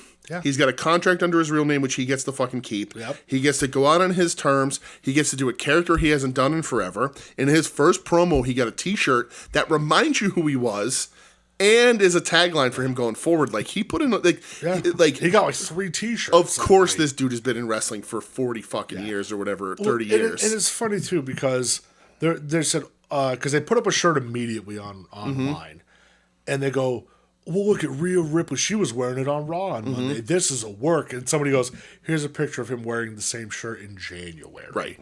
Like, shut the fuck up. Right. It's no work. Right. This is like real life. This is what happened. Right. You just put a different name on the bottom of it. It takes 2 fucking seconds. Yeah. Like, this is what happened. Yep. It's what happened. It's just, it is what it is. Right. Accept it. If anybody got worked, it was Triple H. Yeah. Like, he comes out looking like a fucking bozo. Absolutely. Because of this. Absolutely. Like, immediately looks like an idiot. It is one of the biggest sort of, the scales falling off the armor for him. It's just like, this is a public screw up. He looks fucking stupid. Looks like an idiot, right? So, with what I brought up before about Pritchard. Mm-hmm. So, a clip was going around today. Okay. Of an old, I'm assuming RF shoot with Ron Killings. Yeah. Talking about when he was K-Quick. Okay. Talking about where he was at a strip club with Bruce Pritchard back in the day. Okay. And Bruce was kind of, give him the ins and outs of the business, all that stuff. And he goes, you're going to have to work twice as hard not to get in trouble. Yeah. And he's like, why is that? And he goes, this is a white man's business. Oh, jeez. So he... Completely believable. Yeah. That was absolutely so Ron says, he goes, I called Road Dogg because Road Dogg's my partner, and he goes, can you believe the fucking shit that just was said to me? And Dogg goes, no, what happened? And he tells him what Bruce said, about having to stay out of trouble and, you're going to be scrutinized more and all that stuff. And it's 100% true. And Road Dogg, society. He said Road Dogg was fucking livid. Oh, yeah? And he goes, I'm calling that motherfucker right now. Wow. And he's like, no, man, no, I don't want to get... He's like, nope, we're not playing that fucking game. He goes, this is a man's business. Yeah. Like, not just man, I know but, he's like, it doesn't matter white or black. He's like, this ain't a white man's business, it's a man's business. Yeah. And he said he called Pritchard, and I guess 15 minutes later, Pritchard called Killings. He's just like, hey, can we, meet up and talk? And they did. Yeah. And I guess he was very apologetic for like what he said. He's like, I'm sorry. I didn't mean it. I was just trying, from the old school. And so, I guess like Road Dogg pretty much told Bruce, like, you better shut the fuck up, you know? Which I was like, wow, that's I mean, a little cool, against, Yeah, a little against what maybe we've heard of Road Dogg in the past. But and like the thing is like Pritchard's not entirely wrong, right? Now I'm gonna get on a soapbox here, but like there, people of color are quicker to be labeled as problems than white people in general. They get less leeway. Yeah. But like Bruce is a guy who can make sure that shit like that doesn't happen. Mm-hmm. Bruce has the power and the ears of the people in power to say, hey, let's knock this shit off. Yep. Like, truth is fucking good. Like, let's try and correct these fucking behaviors because society's a little too big. That motion moves a little too fucking slow. Uh-huh. It'll get there. Maybe one day it'll get there. But like Bruce had the power to stop that shit. He didn't have this, like him saying that the truth was intimidating him to like tell him like, you better get in line. Yeah. Boy. And it's essentially right. Yes, yeah. And like, it's just good for Road Dogg, man. Yeah. And I like Truth a ton, for real. Like, that dude has filled a role and has killed, like, everything he's done, whether it's good or not, he has given maximum effort. Yeah. Like, he's not a dude that is just, like, sauntering on, boo-boo facing because he's a comedy gimmick, any of that shit. Truth is good. Yeah. He's awesome. Yeah, and I mean when Truth, put out that tweet a couple weeks ago about him getting released, which was so smart wording, never got released, he didn't get renewed. Right. Road Dogg was the first one to tweet about it, and he was just like pretty much saying like this is fucking bullshit, Yeah. So it's like he's had his back for years, so they have a great friendship it seems. Good. So something else happened on Monday Night Raw. Okay, all right. This is all you, pal. I sent you a text message and I was very genuine in it. You were, and because I understand. Like I listen. I take the piss out of you on about it a lot, but that's because we have a very tight relationship. Exactly. But I genuinely, what I texted you, I meant, and I understand it. But this is yours. Yes. I have nothing to say. I have not prepared anything. This is off the cuff. So, CM Punk challenging John Cena for a world title match. John Cena saying, sure, you could have a world title match. Not tonight. If you want it, this has to be on a bigger stage. Something say like Night of Champions. He goes, balls in your court. Which is very much playing off of the past of Phil, the infamous tweet to The Miz. Yes. Go suck a blood oil money covered dick, you fucking dork. Right. Didn't he call him Hero too? Yeah, balls in your court, Hero. Because, playing off of, you want to be a hero? You want to say these types of things? Right. You're going to have to come meet me here. Like, blaming, because Cena is ruining wrestling, so that's right. And so he's like, essentially saying, you're in a virtue signal? Or being like, you wanted to run your mouth? You want to say this shit all these years ago? Where do you stand on your morals? Right. Which is very kind of weird that they're playing off of that. I don't like it. It's weird. But I was like, okay. And then the advertisement went out that night saying, official for Saudi Arabia Night of Champions CM Punk versus John Cena. I sent out a tweet of Mark Cuban saying, and for that reason, I'm out. I have been very vehement in saying, since Punk came back, there is one thing that I will say, nope, that's it. I'm done. Right. And this is the one thing. And we have had many a conversation about it. Like, you have stood on that for the year and a half, 2 years it's been there, back, whatever. Yep. Like, you have stood on that. Yep. You've said it from day one, and you've never faltered. Yeah, because they've had, Saudi shows and he hasn't worked them. And I'm going, okay, like, we're sticking to it. Cool. And, like, listen, it's 2025. Am I as big of a CM Punk fan in 2025 that I was in, like, I don't know, 2015 or 2005? No. So I know I said I had nothing to say. When do I talk about him on this show? I mean, we don't really. But Exactly. I have a question because I don't. You know how my brain works. I'm not great timeline wise. So, when you became a fan of CM Punk, Yes. you're saying was 2005 sort of the first time you Ring of Honor. Ring of Honor? Okay. Yeah. So Ring of Honor, I remember seeing him. I remember the first time he ever dropped the Earth Crisis lyric. I have to become a monster to fight the monsters of the world. When he's feuding with Raven. Okay.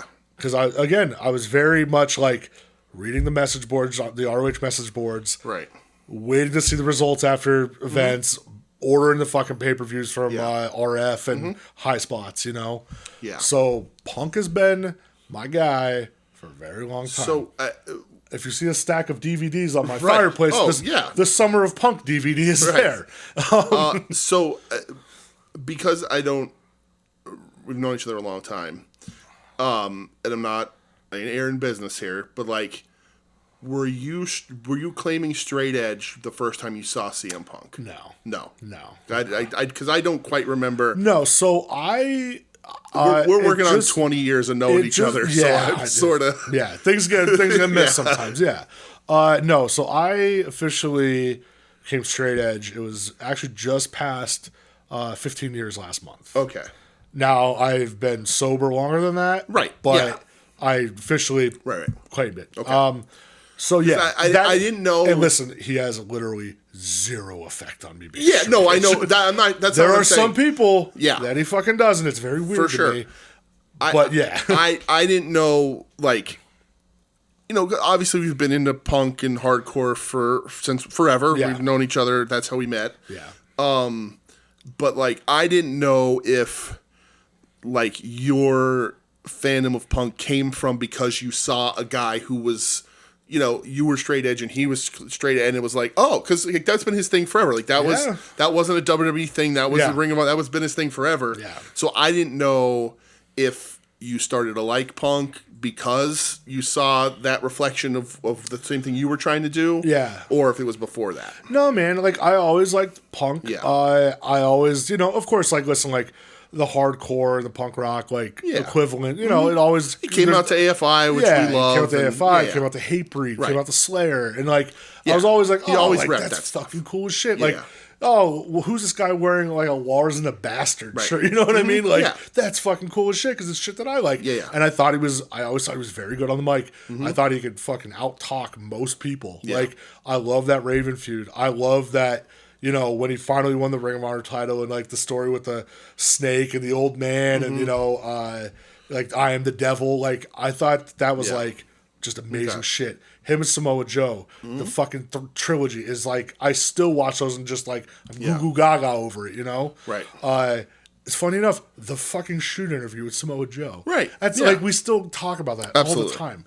That thing Punk, like, much as I, you know, he's not my guy. Yeah. I don't dislike him as much as other people do. Yeah. And I like to, you know, I'll take the piss out of him to get you riled up sometimes. But like the dude has been a constant in our wrestling lives. Yeah. For as long as we've known each other. Exactly. Yeah. You know, so like I mean, before I met you, but our entire career has our friendship career. Yeah. Our entire friendship has had Punk in it as a wrestling figure, except for the 7 years he took off. Yeah. But even so like then, I was just like, cool, man. Like, you're trying UFC. Like, are you like a bit of listen? And I've said this to you a million times. Right. Being a CM Punk fan, the first thing you have to admit, he's a fucking asshole. Right. He's a fucking hypocrite. Right. I've never been like, no, man. No, dude. Right. Like, it is what it is. You've defended his in-ring ability and his mic work against the criticisms of that stuff. Yeah. Maybe by now he learned how to do a figure four, but probably not. But you've always been very open with like the guy's kind of an idiot. Yeah, he's a fucking dickhead. Right. It is what it is. Yeah. But This is the type of shit where it's just like, I had my one thing. Yep. And listen, Night of Champions has not happened yet. Mm-hmm. If something happens where he gets jumped out and doesn't go to the show, okay, then I'll say, you know what? Mm-hmm. I'm still rocking with the dude, you know? Yeah.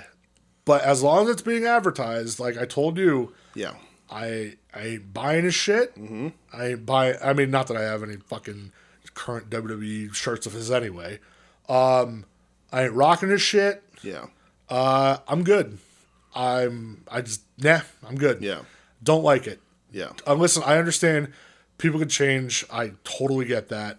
But when you're as fucking loud as you are, and there's been so many things, you know, the whole, and people talk about it like the buy one, get one to MJF line, and then you main evented the first night of it, you know, like, it's, you know, you talk about all this shit, like, you know, you went back to WWE. Mm-hmm. You're there. Right. You know, you're still working for, and, you know, we always rag about fighting from the inside. Because, like, you know, you and Sammy, you want to wear your Palestine flag colored tights, but what are you really doing? Right. You're still taking a paycheck. Right. People are going, oh, well, he's going to work and he's going to donate that. You don't fucking know that. Yeah, I don't give a fuck. Right. Even if he does, I don't care. So we talked before this about stuff that we don't talk about on the podcast because we give a shit. But like, you know, we talked about consistency. Yeah. Right? And bringing the same energy you bring to one thing as you do another 100%. and all that stuff, right? And, you know, if you can probably figure out what that's all about, but that's not for here. Yeah. But like, Punk has put himself in a position where there is video of him saying the opposite of the way he's acting now. Yep. And listen, he has a big time corporate daddy now. Sure does. Tony Khan runs a completely different fucking business. You know, a lot more freedom, whether that's good or bad, who knows. But like, you know, when he says on AEW, like he has the like, how can I get healthy at the place that made me sick in the first place?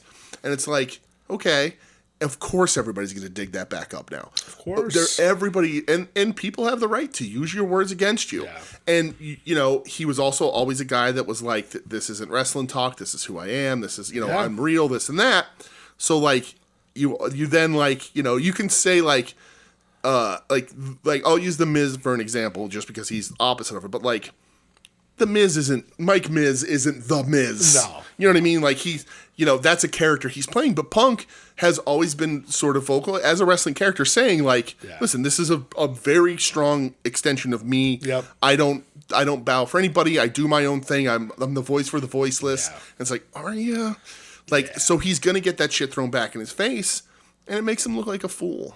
No, 100% does. It makes him look like a fucking idiot, and if he performs in Saudi, I will do a scorched earth version of this. But I'm just I'm good, man. I don't need to see the fucking guy at this point. Right. Like, again, if something happens and he doesn't work it, then I'll say, all right, no harm, no foul. Mm-hmm. But for now, I'm sitting my ass on the sidelines. Yep, and you are. We've talked about it. I don't got shit to say about him. If he has a great match, I don't give a fuck. Mm-hmm. If he has a great promo, I don't give a fuck. Yeah. I'm good. I'm all set. Listen, I've given up fandom of things that I cared about a lot more than a professional wrestler. Yeah. Well, and Sammy has gone over there now. Yep. Like, everybody, like, Sammy's gone. Right. KO's gone. Everybody who said they wouldn't, and, you know, and it's all under the guise of, well, we're going to build the bridge and change the culture. No, you're not. No, you're not. You're not doing that work. You're going to get trapped on a fucking tarmac again. Yeah. But yeah, like, and, you know, sadly with Punk, like, him when he goes back to WWE and he does I never said I wanted to main event WrestleMania. Yeah, it's just I'm back home. Yeah. I never wanted to leave. Yeah, here's the clip. Here's the clip. You know, I didn't have a problem with Triple H. It was the other guy. Here's the clip. Right.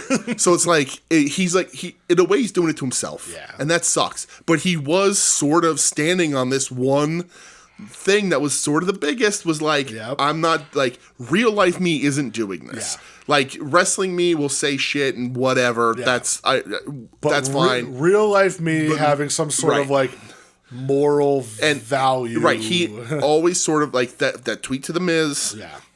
Anchored this moment in his history. and he was sort of personally holding on to this thing, and that was the biggest thing, and now it seems to be going away. Yeah. And I also sort of feel, like you said in the beginning, that now also wrapping it into the storyline of Cena using that against him is like... It just feels very dirty. Right. It feels like Triple H creative. Yeah. Where it's just bankrupt, boring shit. Yeah. So, listen, the Felicia has been sidelined. It's fine. It is officially on ice. We will wait and see. We're in a wait and see.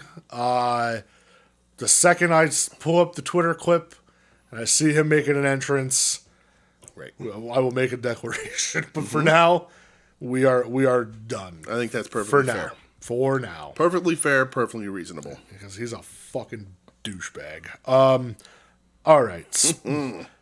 Let's before we get to AEW. Okay. Let's do a question. Am I playing the music here? Yeah, you're gonna play Ed's music. Oh wow, Ed's first. All right. Nothing makes I need to know Ed's thoughts about. Nothing makes me happier than when Ed is first.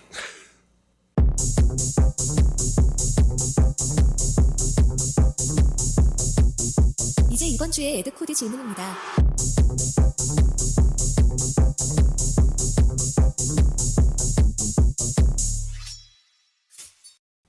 All right, so Ed says, "Hey fellas, two-part question. Hey Ed.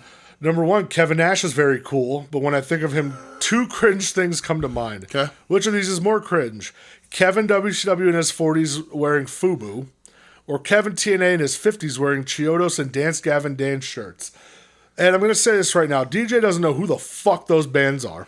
But I will tell you that I don't want to see a guy named Gavin do anything.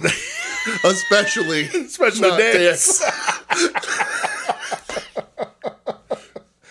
And Tatum, if you still listen to this show, Tatum, it is not about not Gavin. It's your Gavin. Yeah. Shout out Colin Young. I don't want to see a guy named Gavin do anything. I'll say cringe wearing shitty emo band shirts. Yes. Kevin can wear FUBU. Right. You wear it right now. Right. I feel all right. Listen.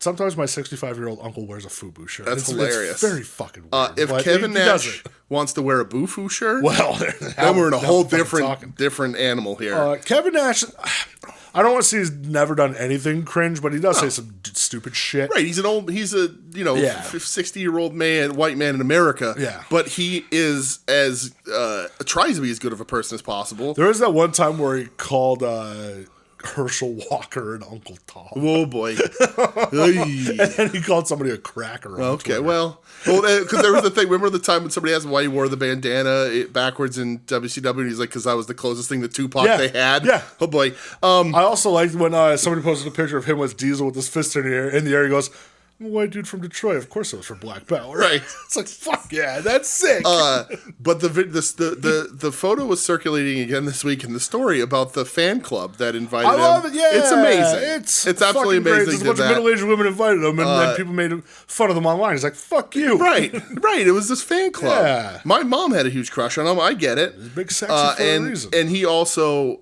is... Michelle too tweeted him when we met him at the baseball game a couple of years ago. That is true. And the people who listen to this podcast do not understand how hard it is to get Michelle to do wolf kisses. Yeah. And she did it to Kevin Nash. So yeah. Kevin Nash, he's still good in my book. Yeah. So second part of Ed's question.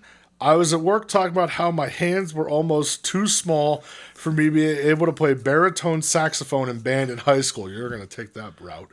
A lady I work with says, "Oh my God, you should see my daughter's hands. They're so tiny." I played alto sax. Thank you very much. Fucking excuse me. And I told her I don't because I don't know her daughter. I don't need to see her hands. She starts to take out her phone to show me a picture, and I say, "I literally couldn't care less about seeing a stranger's hands. I don't care." She said I was an asshole, but I think the asshole's the one trying to make a person look at the fucking hands of a person they don't know and will never meet. Who's the asshole? Listen, it's you. And I'm sure you have bigger hands than Charlie's uncle on It's Always Sunny. Yes. Nobody look! Nobody look!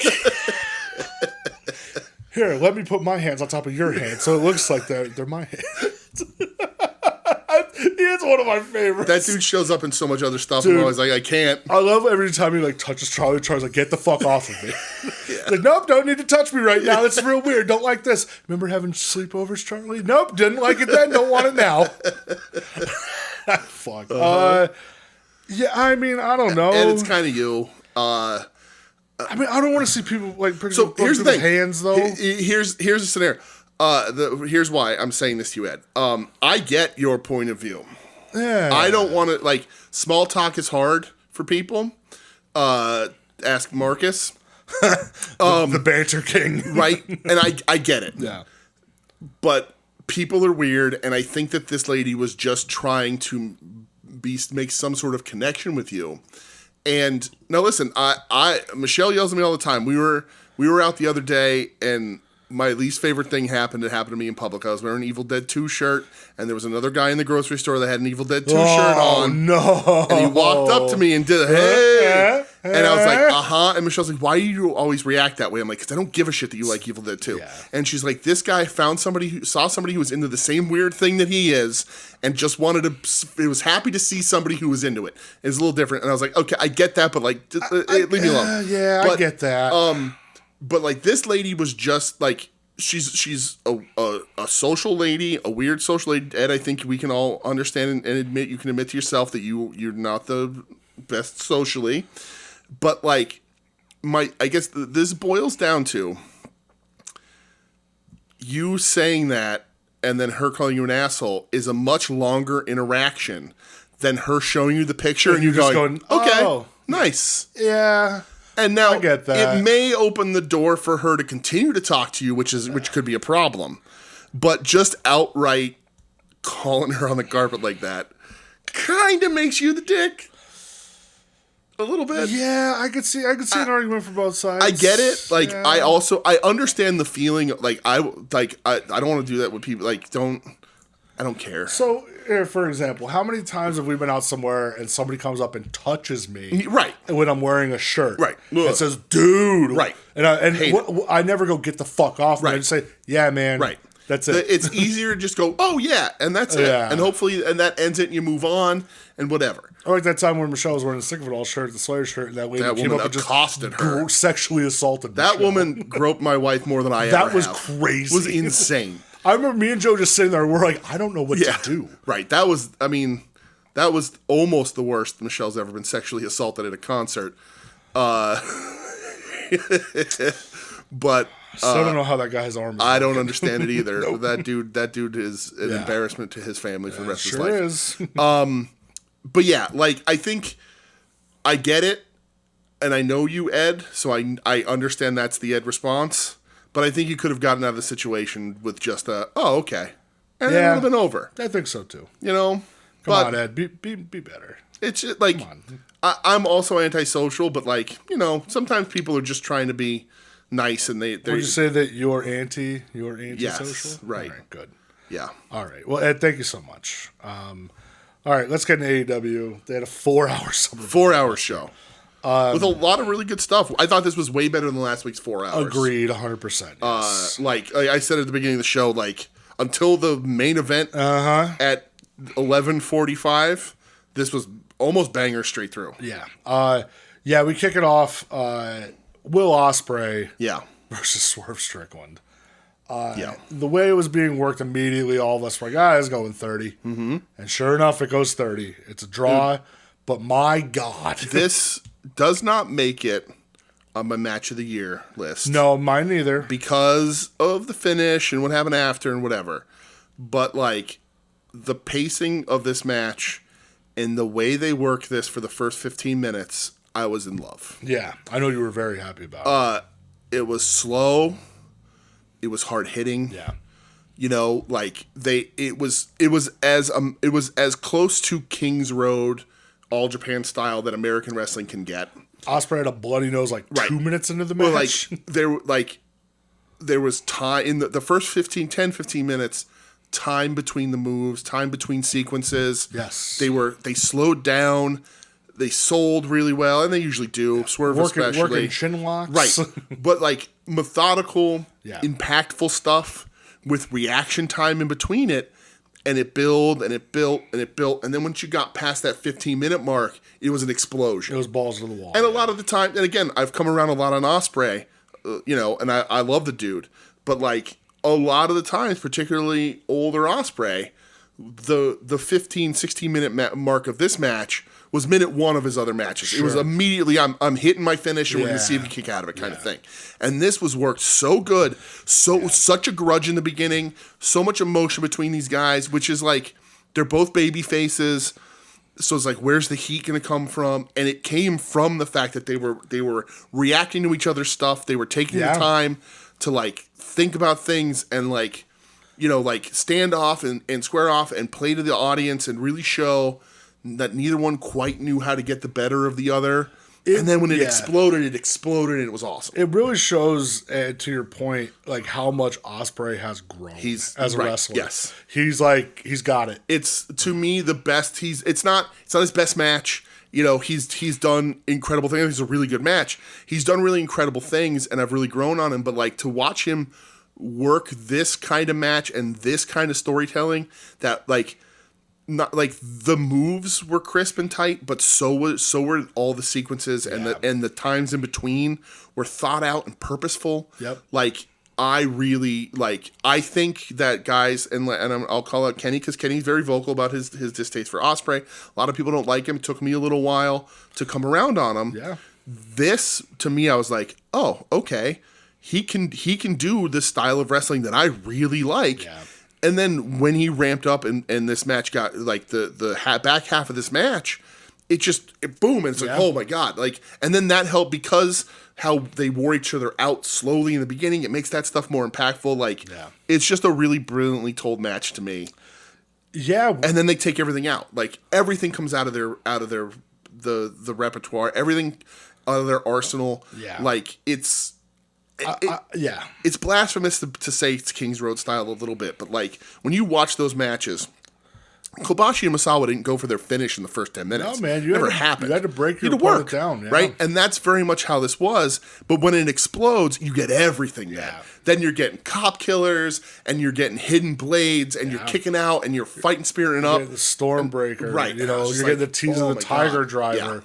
You get Swerve hitting the drive-by or whatever the fuck it's called. Yeah. From the beginning, I was like, I love this. I love the finish, like, because Swerve looks like he's about ready to just hit the fucking kill shot. Right. Ospreay's on the apron, Swerve's on the top rope, and you're thinking, oh, here comes the Swerve stomp. He's going to fucking kill him. Mm-hmm. Draw happens. Swerve gets on the mic. No. He goes, I know you want to beat me as bad as I want to beat you right now. And Ospreay's fucking dead on the outside. Mm-hmm. And he just shakes his head. Yes, he's like, sudden death. Yep. I was like, oh, because there was 5 more minutes. No.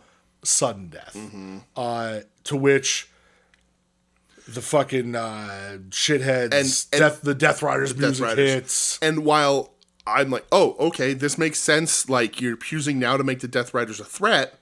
I really wanted that sudden death, man. Yeah, I did too, which I think that hurts it for some people. It does. It hurts for me a little bit. Yeah. Nobody loves a draw.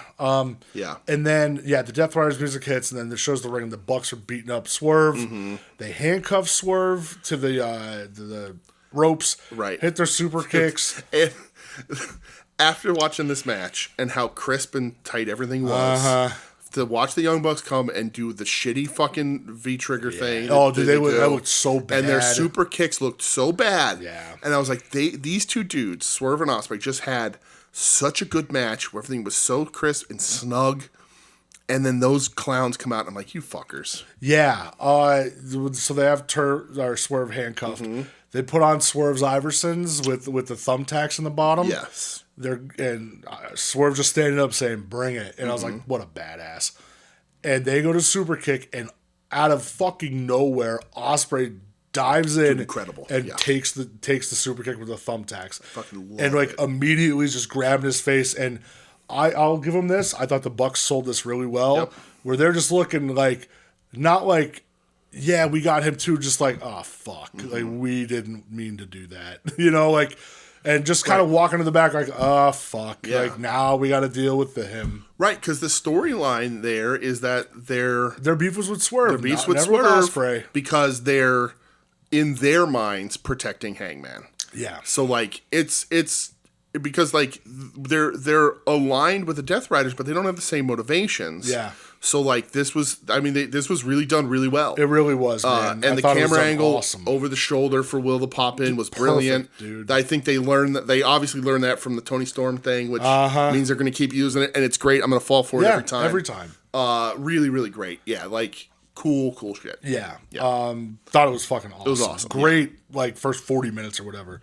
Yeah, and it went like it blew by. Took the whole beginning of the show. Yeah, and like nobody likes a draw. I can handle a draw, but I just really wanted that sudden death. Yeah. But it makes sense to finish. It makes complete sense. We're gonna run it back, or eventually, or maybe not, or whatever. Yeah. But it puts them on even standing. You know, gets the beef out of the way because now they both have bigger fish to fry. It all makes sense. Yeah. Mystico and Blake Christian happened. It was weird. I put. It was just a weird match. It felt weird. I put that this was like if I was in 1998 WWF and D'Lo Brown had a 50-50 competitive match with Men's T.O. What the fuck?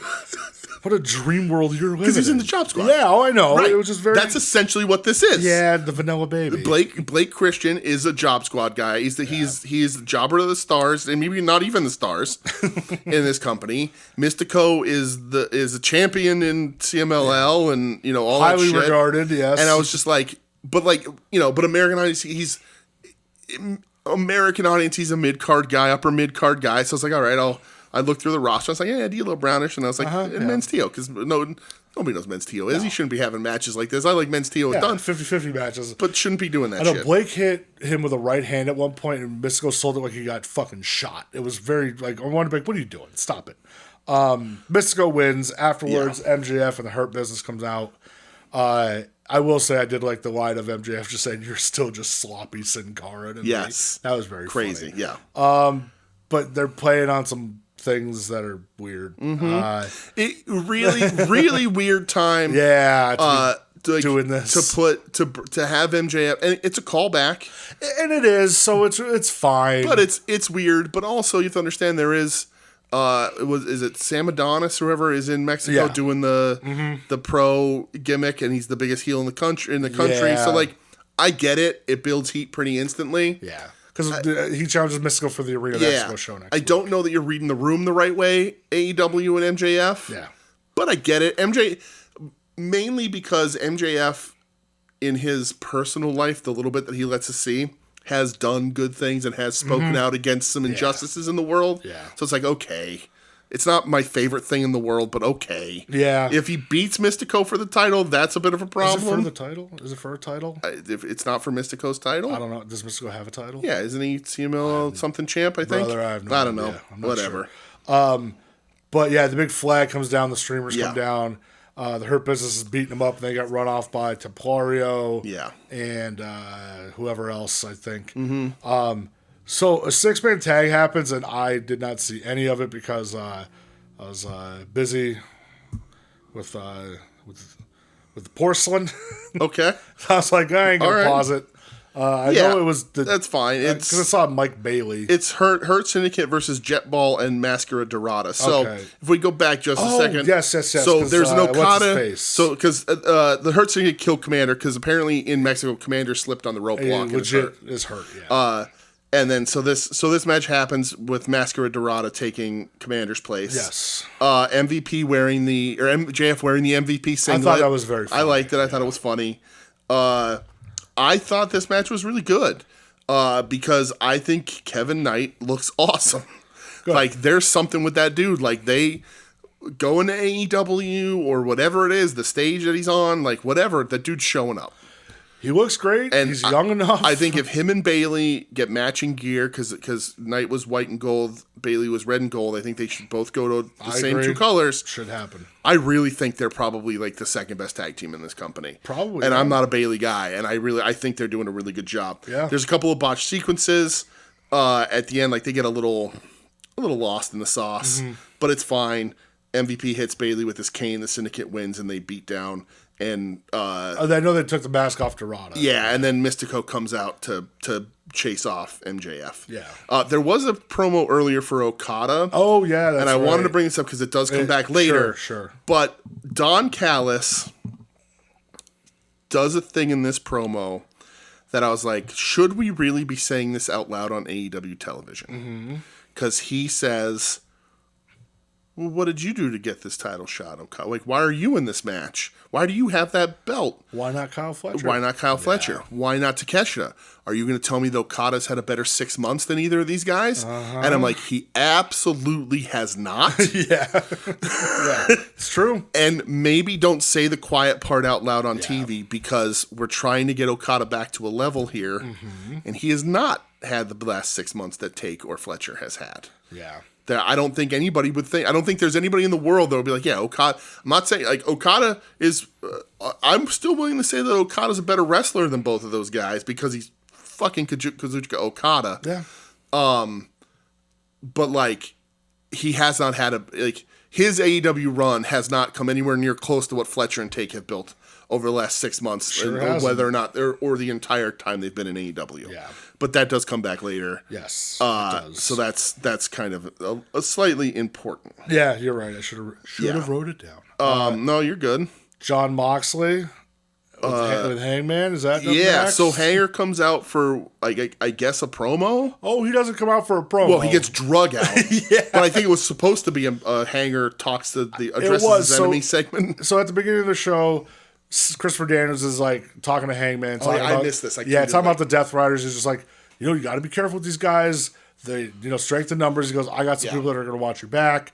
Whatever. He walks away, and Moxie's wearing a baseball cap. And he steps out from behind the corner, takes the hat off, looks to his right, and the Death Riders start following Hangman. And this is where it comes out, where he gets thrown out of the entranceway, duct taped. Right. And they're beating the shit out of him, the Death Riders.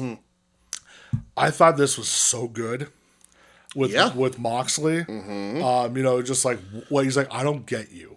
Like, what are you searching for? I don't understand you. Right. It's like, do you want me to put you down? Is this what you want? When Hanger's duct taped and tied up. Dude, when Hanger fucking like springs up and headbutts Moxley. Oh, it was so fucking sick. It was awesome. And he's getting beat down. And then, of course, the people that have his back are the fucking ops, which is sick. Like, Joe and Shibata and Hobbs run out. And I'm like, oh, my God. Like, they're going to kill the Death Riders, This was great. AEW is finally building So, Death Riders still have a little bit to do because I think the Callis family is the top heel group in this company right now. I think so, too. But they're starting to get the Death Riders a little more focused, a little bit more disruptive. They have a focus on Hangman. Yeah. But the baby faces are starting to come together across the board in different little groups. Yeah, I mean, look at them, back with Anarchy in the Arena. Right. That was a big baby face get together. Right. I loved when Hangman gets the mic, though. And he's just like, I don't care what it's going to take. I'm taking one of your heads tonight. So if I find any of you tonight, I'm taking your head. Fuck, it's awesome. So sick. Incredible. Didn't even thank the ops, just rolls out of the ring, grabs a chair, and heads the he takes his head's duct taped and he just pulls it down. It was around his neck. Yeah. I was like, dude, rules, I love like the unhinged Hangman. Yep. He's so fucking awesome. For real. Some of the best. They're starting to do some of the best Death Rider stuff they've ever done. I agree. And I think it's probably a lot to do with they have such a good babyface in Hanger. Yeah. And all around them, the ops are good opponents. Yeah. Like Swerve and Ospreay are clearly going to get involved. We'll talk about that in a second. Yeah. But like, we've said this before, everybody feels this way. Hanger's the heart of this company. In a lot of ways, this is his company. In a lot of ways, like, Hangman is... I'm gonna say the main character. He's the main character, and it's like I was gonna say he's the John Cena, but he's nothing like John Cena. But the fact, like John Cena had been the main character of WWE for a decade or more, and Hanger's very much the main character of this company. I think I like guys like Swerve a little better. Yeah, but Hanger is like. He's central to this company. When he's wildly important. When he's on, and he's mostly on, like. He's fucking untouchable. I don't know that you could turn Swerve heel again. I think he'll stay that, like, angry cowboy, but, like, or did I say Swerve? Yeah. Hangman. Yeah. Hangman. Swerve, you can turn back and forth. Like, he can float around. A lot of these people can float around. I think Hanger's importance to this company means he stays babyface for a long time. Maybe till he retires and he gets a retirement run where he wants to ruin professional wrestling. But I like just amazing fucking work from everybody in this stuff. I agree. Yeah. The return of TJ happens. Dude, everybody was hyped about this. Yeah, against Megan Bayne and Penelope Ford. It's a match. Yeah, hell of a match. Good. It's good stuff. It's fine. Tay Conti was kicking people in the face again, which that made me very happy. Yes. TJ wins. Mm-hmm. So yeah. I guess Harley actually is hurt. I read they said she's taking some time off for an injury. Harley might have been at a wedding in Italy last week. Oh, yeah? Okay. So, who knows? Yeah.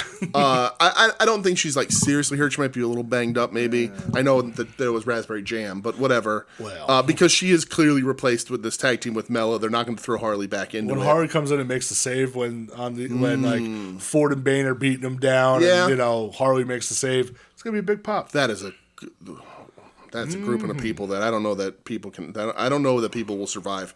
But I liked it. It was good. It was cool. It's good to see Tay Mella back. And dude, she got a good reaction. She did. It was nice. People were hyped. Yeah. She looked good. Yeah. They limited her. Like, they tagged her in, let her do her shit, and she tagged out because she got to ease back in. It's been a while. Just keep her the fuck away from Sammy on TV, please. Yep.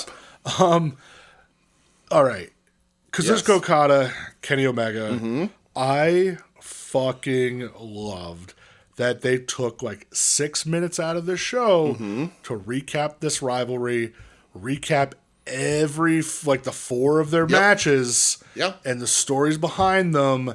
I thought, God damn it, we're doing it. This is great shit. Well, and I put in the Discord it just put me back to that time, man, where like fucking 8 years ago or whatever it was, like at this point, the first Okada Omega at Wrestle Kingdom, like, and I said I wish I could get that feeling of watching these matches for the first time again. And this promo package has seemed to work and has piqued some interest for people around the world, let's say. Yes. Some people are gonna maybe take a look at these matches because of this segment, and that's awesome. Let's hope so. I fucking hope so. If I'm New Japan, I put them for free on YouTube.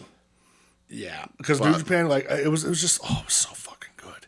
And then Okada comes out to the ring, Omega comes out to the ring, and Kenny's like looking at that promo package. He goes, "I don't even recognize myself." He goes, "We haven't faced in 7 years." Is that true? Yeah, they haven't wrestled each other in. That's crazy. Yeah, I think he said our last singles match was 7 years ago. Yeah, I mean, well, because the AEW is working on 6 years, 2019, because that's only we doing the podcast. So yeah, that makes sense. Yeah, because we haven't had a singles match in 7 years. Okada was too busy wasting time with Kaito Kiyomiya and everybody else over in New Japan. God damn it. Yeah. Oh, that Kaito Kiyomiya. The kick. God damn it. Yep. So, he signs the contract. He's like, let's just go out there and give it our all and let's show the fucking world. Seeing cleaner Kenny with the dark curls, and I'm like, oh man, he was the coolest then, wasn't he? Dude.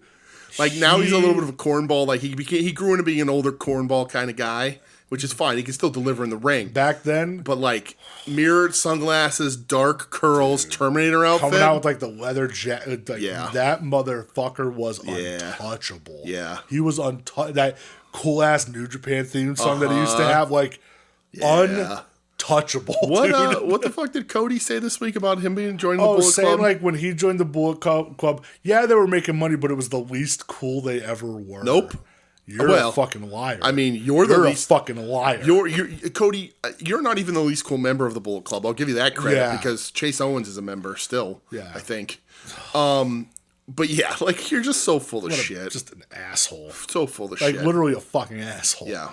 The least cool it ever was, but also spun out to be an entire American wrestling company that gets millions of people watching every week. There's literal footage of Tony Khan. I think it was either at an ROH show or something, wearing or might have even been at a New Japan show, wearing a Bullet Club shirt. Right. When I forget who it was. I don't know if it was. God, I don't want to misquote it, but somebody was one WrestleMania weekend and it was like, who's this Bullet Club? Yeah. It was some higher up or something. And it was just that's not WWE. Right. Yeah. The least cool it's ever been was when Jeff Jarrett tried to lead it. Joe just had. Joe's screaming into his microphone. Yeah, am I wrong? Saying, "How dare you?" Yeah. That's not true. The least cool Bullet Club has been the last couple. The David Finley pregame kid years. Yeah, listen, I had a little rough times. Yeah. Bullet Club House of Torture is the least cool it's ever been. God, when Evil was like the leader. What? Is Kenny the best leader of the Bullet Club? I'll tell you what, man. Finn, that's my. I think Finn. Devin, Devin's Prince kind of Devin right? was like. Because it's the foundation. Dude. It's the turn on to Gooch. Listen, I know I'm biased.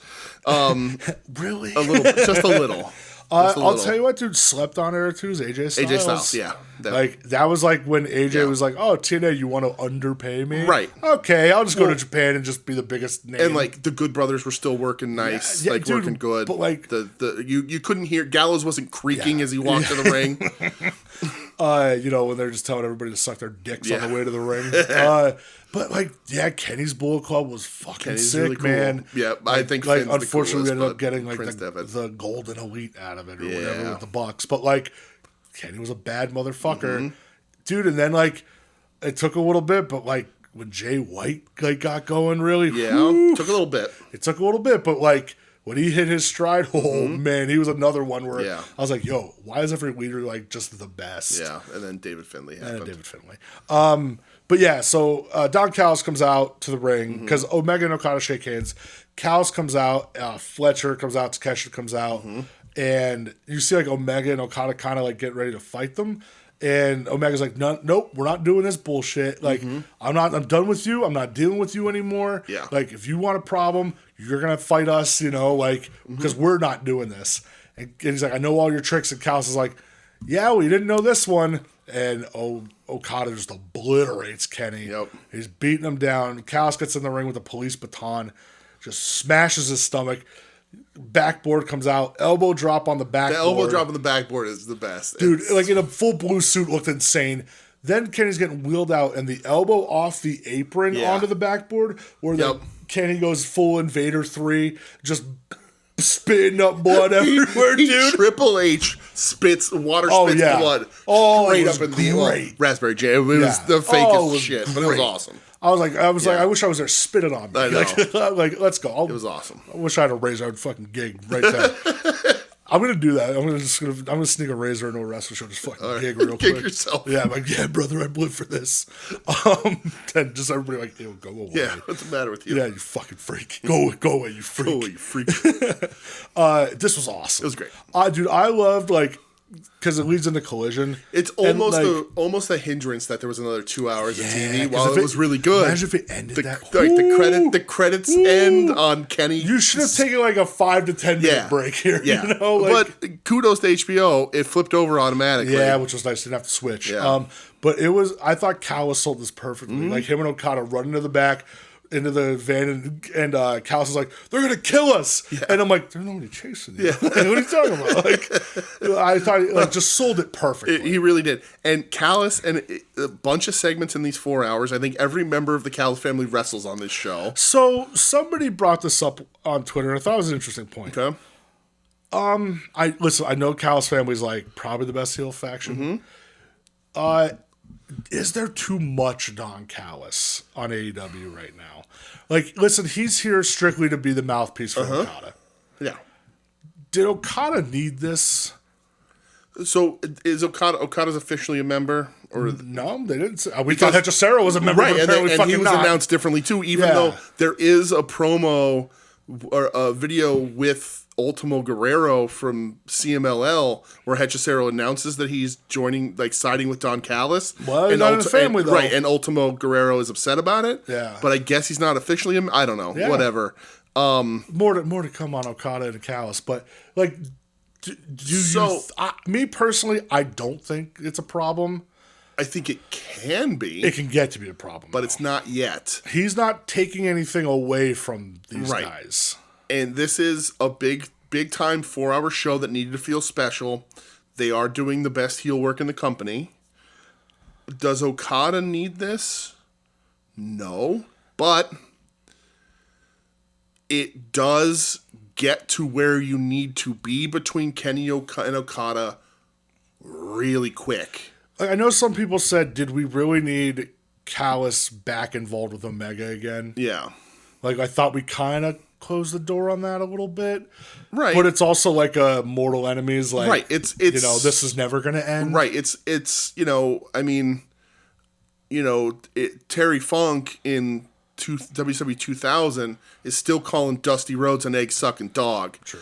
Like there's just wrestling personalities that are going to be forever connected one way or another. And I think you want to build the heat up for this match because that will make them better. You need to have a clear established one way or the other. They have pulled Okada completely away from the Bucks and everybody. Yeah, that seems very abrupt too, right? Right. And then they have this thing and it's like, we're going to do this. It's been a long time. Let's fight together. Like the match, no matter what, I was like saying this, no matter what Cody Rhodes says, wrestling's better when there's heels and faces. I agree. Yes. And this, you don't have to. You don't have to. Will they? Won't they? For the next bunch of weeks, we're already heated up with Okada and Omega, so that's why they did it. Yeah. If we're on a 2-hour block of television next week, is it It's 2.5 hours. 2.5 hours. Yeah. But a regular Dynamite and Callis has 4 segments, and we'll be like, listen, let's back it down. Yeah. But this is supposed to be special television. It is. So I'm fine with it. All right, good. But everything will slip. If it slips in quality, then everything changes, right? I mean, when it's good, it's great to see a whole bunch of it. But once it starts to suck, you're going to be like, all right, well, we've had enough of this. I agree with that. But and another thing people said too, like, do you think this match needed this? Yes. Well, yeah, you think it needed that little extra personal to it? I think. Do you think it's because Okada's like been a heel? So, I think. How long has Okada been in AEW? A couple years now. I think if Okada hadn't spent the last 8 months plus being a goof, you don't need this. It shows like but we need to remember that he's a killer. It shows like the Rainmaker side again. And they've been using him, it's fine. I've been a little more accepting of it than other people, than you and a lot of other people. Ed. Right. Yeah. And so he's been goofy. I call people bitches, and he's been wrestling fine. He's been having good matches, whatever. But because this is special, because honestly, this should be the last time they meet. I agree. This should be it. And they're backed into a corner because, and I think I said this because we knew this is where they were going. Yeah. Because they unified the belts here, like the belts unified, like we said it was going to, all that stuff. Good belt too. I love it. I saw the side plates up. Yeah, up it's awesome. Today. It looks real. I love it. I think that they run the risk of legitimately anything under 5-star match is going to feel like a failure. Yeah. Because they got 7 stars on the whatever. And so to like. Oh, you're a bitch, Okada versus diverticulitis Kenny Omega is already it don't start. It starts at a 0 and you got to work your way up. If you can get me cleaner versus bad guy killer Rainmaker, then you got a couple stars to start. I hope Omega comes out in the next couple weeks like it adopts like the cleaner name again. It was just like, this is who you fucking wanted. Right. This is what you're gonna get now. Yeah. I agree. Like I hope he's just like, I put that guy behind me, like executive, blah blah blah, whatever. But like I try to be a better guy. Right. No, I can't do it anymore. There's no universe where I want this to be a matter of respect match. I agree with that. I'm not interested in that. At the end, listen, like, are they going to shake hands? Maybe. Probably. We'll see. But like. I don't want like we had with Swerve and Ospreay at the beginning of this, which was very much a matter of, there was a little bit of heat there, but it was like, this is a matter of respect between two baby faces, essentially. Yeah, because like I think even in the beginning, like you can see Swerve say like, "I love you, but we got to do this." I don't want that out of these two. Yeah. I want hatred.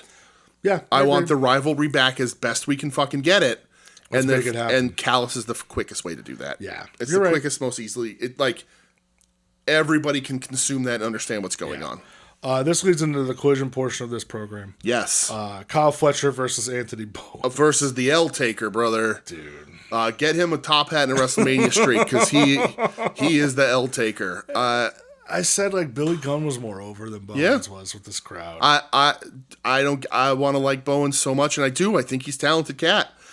He's wearing a hat on a hat, which I don't like. Yeah. And he's taking L's. Yeah, Kyle, he just kind of runs right through him. I mean, I think that he gave Bowens a lot. Yeah. But he's still a loser now. Yeah, like there's just not it's gonna be hard to beat this rap. Yeah, it really is. It's just so after this, Atlantis Jr. Atlantis Senior beating up bald FTR is so good. The Atlanti come I love out it so much. Like people said, Carlos Cabrera, I thought was never going to fucking introduce them. Took forever. It was a little struggling. That's all right. Yeah, I was like, you know who I am, Carlos Cabrera. And I'm like, I don't think many people know. I do, but I know. Yeah. Him and Hugo Savinovich. That's right. FTR comes out with Stoke. Stoke was very good here. Great. Yeah. I agree with Joe. This has felt like a Stoke again. FTR with the whole like, hey, the only arena we haven't worked that's big is Arena Mexico. Yeah. And, Atlantis Jr. just basically being like, you talk too much. Right. And just starts slogging. You talk too much. Why don't you ever shut up? And we get a big babyface save, which is good. Yeah, because like FTR and I forget who else comes out, and then like Brody ends up being like the big like coming out at the end and just beating up everybody while Atlantis is fighting with Dax through the crowd, just throwing haymakers at him. It was 62 years old. Oh man, that's gonna rock. Just Bryan Danielson just sitting backstage or at home, just smiling. Yeah, he's so happy, cackling, just full of joy as a 62-year-old man runs off bald FTR through the arena. He's thrilled. It's absolutely amazing. I loved it. Yeah. Tony Storm versus Julia Hart. Yep, with Mercedes on Mercedes. Oh. Brother. Listen, all right. Well, hold on. I didn't know Mercedes had it like that. Brother, she's been building on that. That's brother. She's been I don't know what she's doing. I mean, she's eating that steak at ringside every week, brother. Brother, I saw it and I went, where'd that come from? A couple weeks ago, I saw her like a picture somewhere, and I was like, "Did she get work?" I was like, "Did she modify them?" Right? And I was like, "I don't think she did. I think she's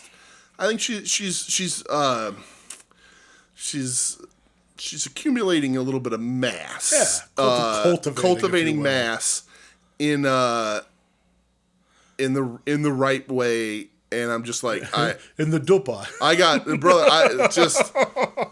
Like, she wears this outfit, and I'm just like, my God. She's something. I was like, she really is. Brother, whoa. Yeah. Where did that come from? Yes. She's putting together banger matches. She's turning hearts around the world. From the East Coast to the West Coast, from somewhere in the Virginia area to Canada and back. I don't know, Lancaster, it's everywhere. Just a general vicinity. Yeah. She's turning hearts, and she's. That steak that she had this week though looked like cake. It did not look like a steak to me. It didn't look great. This match I thought was okay. It was fine. Julia, honey, sugar baby. Yeah. If you're gonna do the moonsault, commit, right? Do it. I understand. I still have flashbacks of you hitting it the one time, and I thought you blew your hips out, your knees out. She's got the yips. Yeah. Nobody wants to be Ben Simmons. Just stop. Let it go. Don't if you're not going to do it. If you're going to do it, fake it, land on your feet, do the roll through. Yeah. Don't do it because this looks like shit. Yeah. When you do the backflip, like you land on your feet and then splash, not for me. Yeah, it's the nerves, and maybe she'll get over it. Maybe she keeps doing it, she'll get more comfortable. She used to hit it great, but there's a lot of risk. Like, I mean, there's a guy in Japan. I don't know if you've ever heard of him. His name's Kejimuto, and his hips are. Leave his it's fucking knee replacement alone. His knees and his hips are destroyed. Yeah. I like when I see pictures of him and he's just in a fucking wheelchair. Right. Remember when he made Darby roll him around? Like, Darby, young boy. Yeah. But I like that Julia was dressed like Serpentico. Yes. And Sky Blue. Listen, Sky Blue. Sky Blue looking grown. Yep. I'm distracted by the Addams Family hammer. Yeah, holy shit. I haven't seen this in forever. Yeah. Sky looked great. Yep. All the stars in the world for that. I like that Tony went over to eat Mercedes dinner again, and that's when she gets jumped. Yeah. The match was just okay. Match was okay. I like they beat her down beforehand. That's cool. Gives the match a little bit of something because Julia ain't actually competition. Although she did have... What title did she have before she got hurt? TBS. The TBS. Remember when we're holy shit, she might actually be good. Yeah. She got hurt for a long time. And she still might be. I think she's in her head. She can hopefully get it back. But yeah, so... I like that part of it too. Yeah, but the match is okay. Then when Mercedes gets in the ring afterwards and returns the favor of doing the sniff, brother, on Tony, I was like, Jesus Christ, this is awakening things. They used to only be able to do that shit late night on HBO, and I don't know why. We're just I mean, it was late night on just put it out there. And then she beats the shit out of Tony. Right. So good stuff. And then Mina runs her off. And then Mina gets the shit beat out of her by Mercedes. But then Mercedes comes right back. Yeah. And so I'm assuming Mercedes-Mina tune-up match on the way. You would imagine. Before you get to Tony. Yeah, because they have history. Right. Maybe some shenanigans. I think I could make the case for some shenanigans. Hey, Favre, what's that place you like with all the shit on the wall? Oh, you mean shenanigans? Next one he says shenanigans is getting pistol whipped. Take a bite of the soap or make him look like a dick. Yeah, we'll see what happens. But I'm fine with Mercedes Mina. I think Mina needs to get a little more comfortable in an American ring also. Yeah, I agree with that. So this will be all right. Yeah. The conglomeration, I guess we can call them.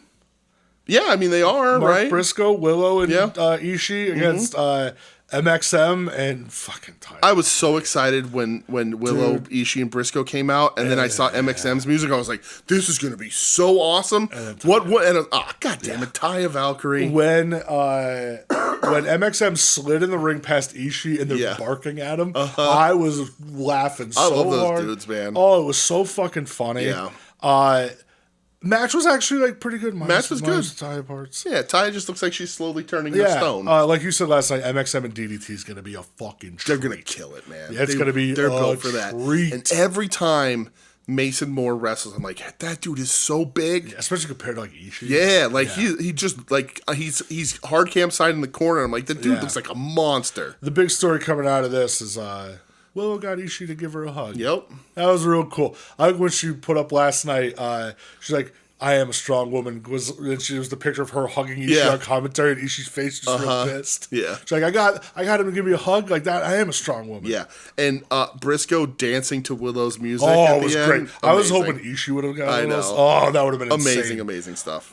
They show after this, and it's weird because they're like, oh, this was last week at Fyter Fest, even though Statlander was wearing the same exact thing that she was when they showed her like watching the entrance. Yeah.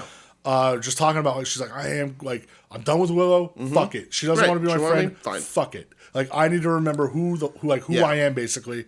And Yuta comes walking up. I was like, whoa. And he's like, what? And she he puts the hand and she's like, get the fuck away from me. And he's like, listen, I understand where you're at with things. Like, it took me a long time to find myself too. He's like, just think about maybe you need to start looking out for yourself. Yeah. And then Marina Shafir comes walking by. So, it's interesting that they have talent like Chris Statlander that they can't figure out what to fucking do with. Yeah. They fucked themselves turning her back and forth like they did. I agree. Turning her heel. It was too quick. They didn't have anybody for the spot. They used her. I think it was a big misstep. Yeah. It served the immediate need, not the long-term need. Like her Willow had that great blow-off. But they can't figure out what to do with her now. No. And now they're like, she was trying to be a baby face, but now she's going to be a bad guy again maybe, but she's going to be a tweener, but she's not going to be associated with Willow. Yeah. But it always sort of looked like Stat was going to get in some sort of situation that Willow was going to have to help her and they'd make up. Yeah. And like that still doesn't really seem to be happening. I mean, there is a storyline here with Willow and the Death Riders because Willow's been involved with that, but like she has to focus on beating Mox for the title, not making up a Statlander. That's right. But so there is places they can go. It's just weird that like we don't see Statlander wrestle every week because she's one of the best they fucking have. I agree, man. They just can't figure out where to land her, which is really weird. Yeah. But we get Bandito versus the Beast Mortos. One day Beast Mortos will win a match, I thought this was the night, man. Me too, but this match was very good too. That finishing, like, whatever you want to call it, I don't know, like fall away, off the top, slam moonsault deal. Yeah. That was gross. Yeah, it was like it hit like a ton of bricks. Yeah, Mortos. I was like, dude, if I would have just crapped everywhere if I was Mortos. Listen, they AEW put up the Bandito masks on the shop and they sold out. Like, so Good that dude, them. they got, you know, yeah, that's your Ring of Honor champion there. So that's insane. But yeah, this was really good. But yeah, like, I don't know where it's leading. Dangling Mortos, man, he just never fucking wins anything. Yeah. So this is where it's like, damn, we're this late in the show and like we're still getting stuff that's like good. Yeah. You know, Hangman's runs into the Bucks. Dude, really quick. I don't know what her name. I forget what her name is, but she's the women's champion of that Mercedes challenge for next week. Just straight punching Mercedes in the face. Yeah, awesome. Yeah. But yes, Hanger in the Bucks backstage. Yeah, Hanger runs into the Bucks, and they're talking about like, yeah, man, like, you know, with Swerve, like it's all part of the plan. You know, all you got to do is bring that title back to the Elite now. We did this for you. Yeah, and like, you know, we're good. And Hangman's like, I don't know what the fuck you guys are talking about. He's like, I haven't talked to you guys in months. He goes, how many times do I have to tell you stay out of my business? Including Swerve. And he says, he goes, stay out of my business and stay out of Ospreay's business. And then like the pause, and he goes, and stay out of Swerve's business.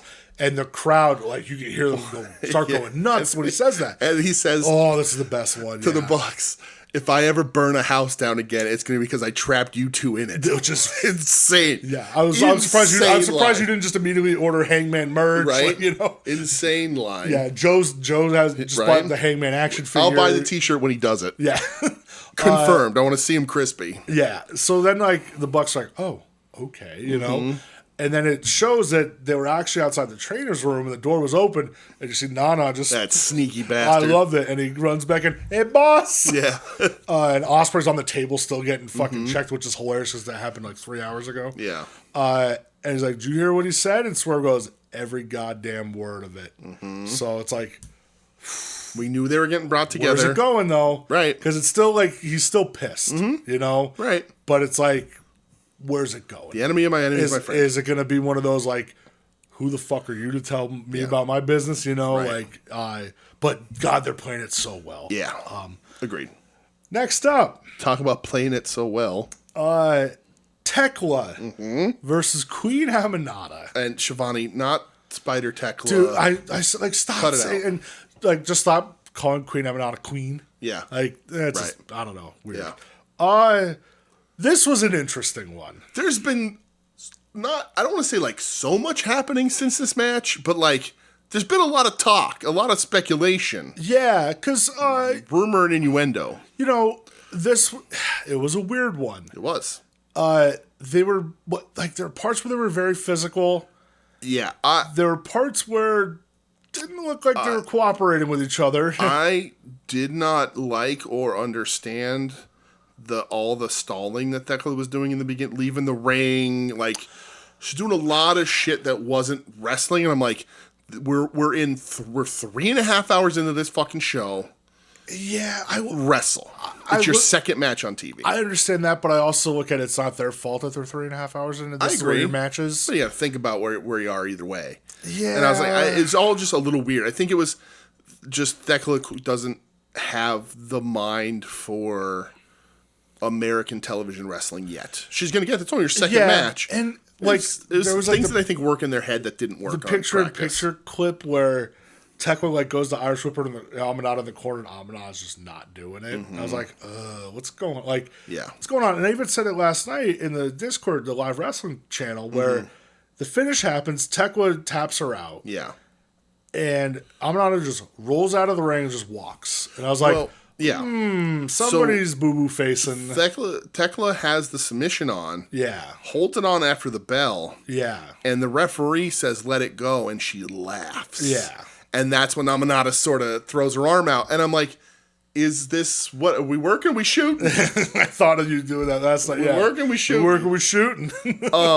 And nobody really knows. They seem to be leaning into it a little bit. Yeah, it was very weird. It's wrestling. It's fine. Yeah, and like, Mike, fucking Zapruder film on it. It just basically was like, a snapmare happens, and Aminata says, oh, this is how we're going to do this? Right. He goes, but then nothing really, seemingly goes way off the rails. It's just very awkward. I like Aminata. She lays her shit in. Yeah, I like Tekla. I do too. I like them both. I think this is, if anything, this is more of a lack of chemistry that got maybe a little uncomfortable. Maybe a couple shot, maybe, because listen, Aminata has shined a little bit here and there. I think she has a ton of talent. Yeah. But she needs the reps. She's young. She's, but like there was a little moment. Not as young as you think. Not as young as you think, but no, she's not old by any means. 32. I thought she's so's Thekla. Yeah, I think somebody said, "Oh, I thought that she was a lot younger." Yeah, but whatever. This was one of those though where like I saw Emanata like just walking on the outside of the ring. I'm like, oh, something's up. Mm-hmm. Like there's something happened. Pissed about something. Right. And then like this morning we're talking in the Discord and people were like, she's been bitching on Twitter a little bit. Right. And it's like, okay. You know your role in this match, and I'm sorry if you're frustrated. Mm-hmm. But like you're having a pretty competitive match. Yeah. Like it wasn't like, hey, you're gonna go out there and get squashed in 2 fucking minutes like Lady Frost did last week. Right. Like you had enough time. You had a couple commercial breaks here. Mm-hmm. So yeah, I don't know what the fuck happened. Like I said this morning, I don't think Tony Khan has the fucking balls to ever be like, hey, you two get the fuck over here right now. Right. What happened? Yeah. Like I'll say, obviously a piece of shit, but like that was Vince McMahon. If something it was always when something went wrong out there and he didn't like it, as soon as you got through the fucking curtain, hey pal, get your ass over here. What the fuck was that? Yeah. So Queen Amanata's age cannot be confirmed because the cage match says he's 32. Her Wikipedia does not have an answer. Oh. And AI says her age cannot be determined from this information. Oh, damn. Thekla is also 32, but Amanata's debuted in 2017 as a pro.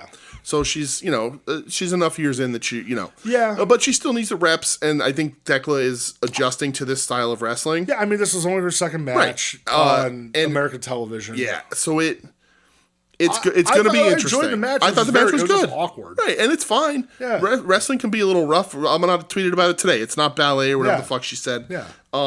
I get it. We'll see what happens. And I get Amanata's frustration because she has become sort of the job lady for this division. Sure. We've lost the Robin Renegades of the world to some extent. Yeah. And I think Thekla in her second match probably is a little better suited having some dominant wins. Yeah. Not in her second match having this like 50-50. 50-50. Because even if, you're not squashing Amanata. She does have that much cachet in the company. You're not squashing her. Yeah. So I think Thekla probably a little suited to have a stronger match. Maybe they went out of the ring and Thekla was like, I should be having a stronger match. And Amanata's like, I ain't letting you have a stronger match. Yeah. I don't know, but it's wrestling. They ain't the first person. They ain't the first two to do this kind of shit. Nope. And it didn't fall apart like a lot of other things have. This isn't Koji Katao. This isn't Matt Bourne and Hacksaw Jim Duggan. You're working or shooting. It'll be fine. Yeah. but it'll be fine. We'll see what happens. I like them both. Main event happened, and honestly, I barely paid attention. There's nothing to talk about in the main event. Nope. It is. I saw it was coming out. I went, "Oh, yeah. Cal's family's winning," and I don't care. Right. We got a Nick Wayne promo that basically came out and said that Christian's not showing up on TV because he's too busy fucking Nick Wayne's mom. Yeah. And Nick Wayne's now mad about it. I was like, what did you think they were doing this whole time? Yeah. And the Daniel Garcia and Paragon with Daddy Magic. I would much rather see Danny Magic wrestle in these matches against the Callis family, and it's nothing. It's definitely the multi-man main event of a 4-hour television show. Yeah, and they did it last week too with the same lineup. Yeah, and I genuinely, I made this joke, but I genuinely think it's like you guys can go to your cars if you want. Yeah, it's like it feels like this is the dark match. This is right. It feels like that. Yeah. This is the weakest program on their television. Yeah, I just have no care. You can, and I'm not even saying they're like, oh, it's the main event. It shouldn't be the main. It doesn't feel like the main event because it's such a long show. It's like, yeah, all right, I can skip this if I needed to. In a way, it's smart to not put the hottest thing on at midnight because you're going to lose a lot of people by the time that rolls around. Yeah. So you just put it there and you see what happens. I don't know. Is it the best strategy? I don't know. But I have no fucking interest. I like most of the guys. I do too, but at the end of 4 hours on a Wednesday night, I'm worried about pretty good, man. I'm worried about Adam Cole again because I got sent a picture that from a friend who may have been in attendance. And you can see Adam Cole's ribs from the back. Ugh. That's weird. Oh yeah. And I was like, man. He's getting toned, bro. He's done something. Yeah. But yeah, there's nothing to talk about for that. That's but other than the main, and it wasn't bad. It's just nothing. It's just whatever. 3 hours and 45 minutes of the show was like very good, but like some of the best TV they've put on, some of the best angle work they've done. Yeah. It feels like they're building towards cohesion for a bunch of their angles. Yep. They did a lot of work, and last night I was rocking. I was pumped about this. Yeah, man, it was awesome. And then the last 15 minutes, I was like, yeah, I think I'm done here. And it is a good time to have shows like this because, like, you know, WWE fans, whatever, watch what you want to watch, but like, you can't say they're not faltering in a lot of ways right now. Yeah. Triple H is publicly embarrassed by the truth stuff. Like, a lot of the dominoes are falling, and AEW is putting on really good TV. While people are like, what the fuck is Hunter doing? Yeah. And like there's talks of like maybe Hunter's gonna be removed from the creative side quicker than we think. Mm-hmm. Maybe there's gonna be a bit of a takeover, maybe a little bit of a coup inside of WWE. Who knows? Yeah. But like, and if that does happen, I think this R-Truth moment is gonna be a really important point in WWE's trajectory over the next couple of months because it is a public lack of confidence in Triple H. Yeah, and I saw a lot of people like, well, who cares what happens? He's back. That's what matters, right? It's like, no, you're being fucking lied to your face. Like, don't be an idiot. Right. Be fucking smart. Right. Well, before believe none of what you read and only half of what you see. Goddamn right. Before we continue. Yes. You know what? Hit some other theme music. Okay. Hold on. Well, the Sabotage video plays on my TV. Oh, wait, sorry. Oh, Jesus. You didn't say what other. And now the Tim Taylor question of the week.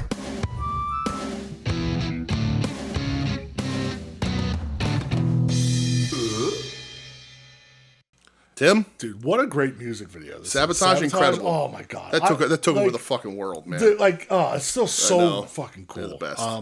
All right, so Tim says, question of the week.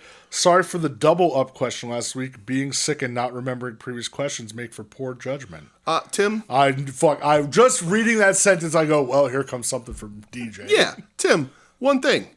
Don't fucking apologize. Stick to your fucking guns, pal. What are you doing? I thought that was going somewhere Come on. else. All right. You ain't got to apologize for that shit. I didn't call you out on the carpet. Maybe I did. I don't remember. You definitely did. But, no, man. Stick to your fucking guns. It's fine. You do what you want to do. However. We just waited 2.5 hours to get to your question this week. That's all. However, I think I have a new fresh question, and I've also asked it on At Odds. That it's not fresh, Tim. What are we doing? It's a repeat. Could you at least wait for a second sentence before you contradict yourself? Jesus Christ. Wrestling right now is so divisive and splintered I haven't noticed. so divisive and splintered that I'm curious if a little revisionist history could resolve it. Knowing what you know today, where would you travel back to in the annals of wrestling history and branch off the timeline to try to resolve the kerfuffle we are in today? Know that changes you make could impact where 2025 wrestling would be in the new timeline, but that's what we're looking for, right? So how far back do you need to go to make things right? Love you boys as always. Tim. Here's the thing. I know, like you say, wrestling is divisive right now and splintered. I truly don't give a fuck if somebody doesn't like something that I like. Yeah. And I truly don't give a fuck if somebody questions something that I don't like. Mm-hmm. I watch wrestling for me. Right. I watch wrestling to have fun conversation with my friends. If I think something sucks, you're probably not going to convince me that it doesn't. Right. If I think something rocks, you're probably not going to convince me that it sucks. Right. So the whole like divisiveness, I don't really buy into that. Yeah. I think that's a little too much living on the timeline. I haven't answered your question, and Brett knows what my answer is, and I'll say it in a second. But you just brought up what you just said, and I think that's really important. And the timeline thing. the world is divisive. Yeah. Everyone is at each other's throats right now for one reason or another. And not wrestling related, but if we got rid of that timeline you just mentioned, everybody would be healthier for it. Absolutely. I said this to Michelle the other day. Social media was supposed to bring us together. Yeah. It was supposed to unite the world. It was supposed to have everybody easy access to information. We were supposed to share things. We were supposed to share culture. Yep. And society was supposed to move forward with everyone a little bit more connected and feeling like an entire humanity. Yeah.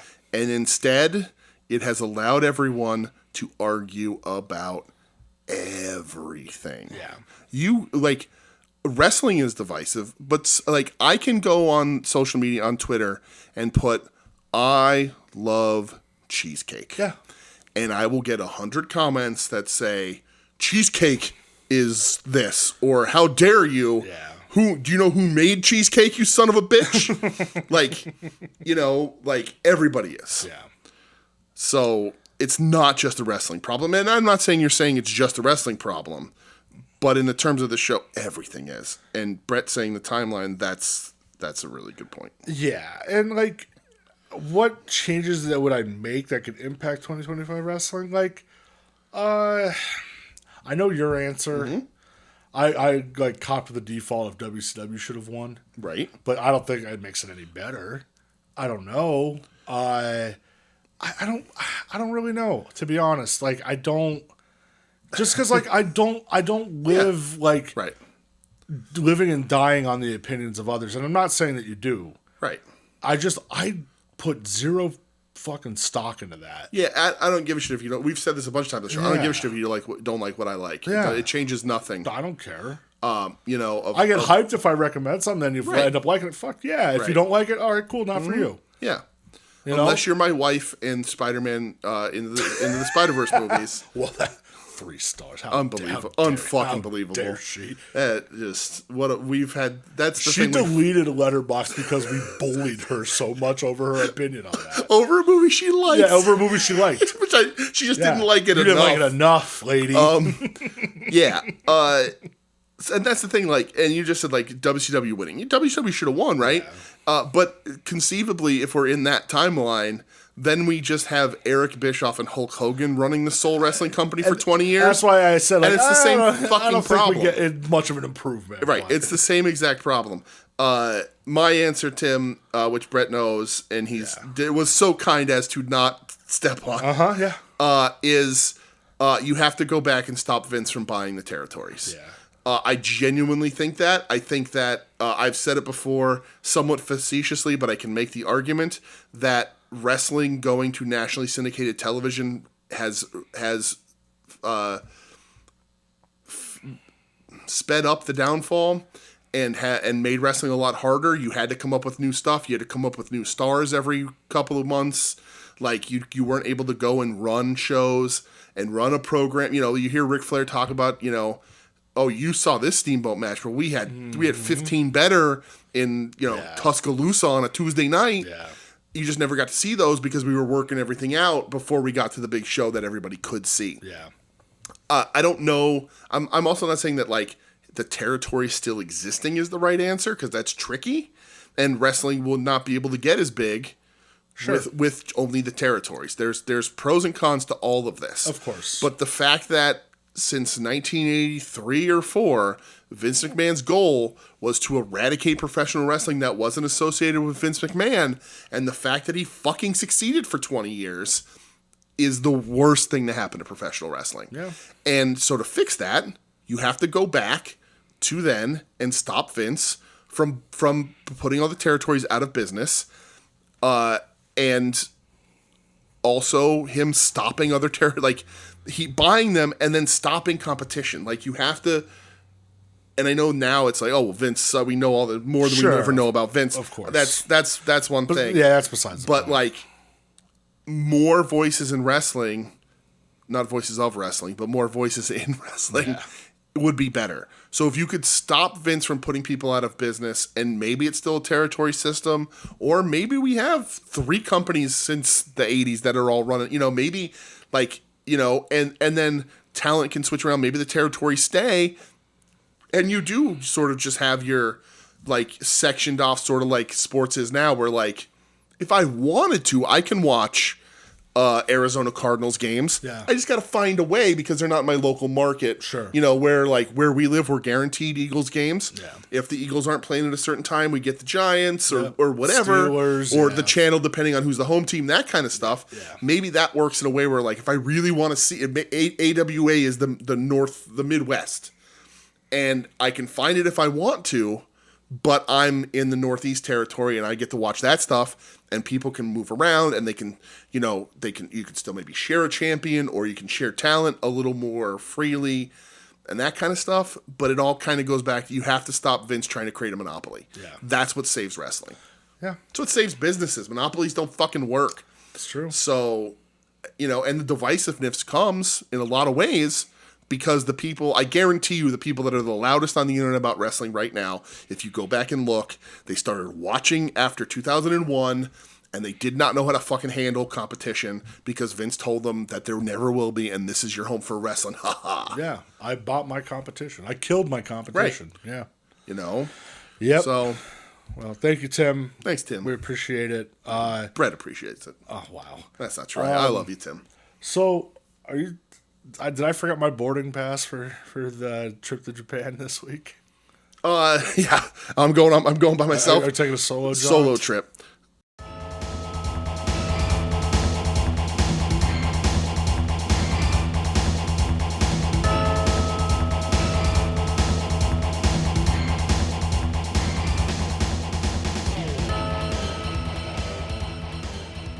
All right, I'm here. I made it. Look at me. You're FaceTiming me from Japan. I'm FaceTiming from Japan. This is really quick. I know. If you looked around, you knew. Not a ton doing. No. Unless you wanted to watch a 2-hour Yano versus Super Sasadango machine match, which I was tempted. Part of me was very morbidly curious, but I was like, I can't do this. I can't do that shit. I knew I was watching a 4-hour block Wednesday night, so I was like, we can't do this. I watched that massive Hyper Misao show that one time. It was different. But that's Hyper Misao. That's way different. Yeah. Way different. But I did watch a few things from Japan. I watched, because Ed, as he said, The Girl with the Tail. Yes. Shoko Nakajima from Tokyo Joshi Pro Spring Tour. The Girl with in the Shinagawa, Tail. Volume 2, versus Kaya Toribami, the Bird Lady, or as Ed calls her, Lady Super Delphin. Yeah. No commentary, single cam. It was fine. I like Shoko a ton. Yeah. But they're nothing doing there. But Ed, that's for you. I watched that too. If you need to talk about Kaya Toribami with me and Shoko Nakajima, who rules.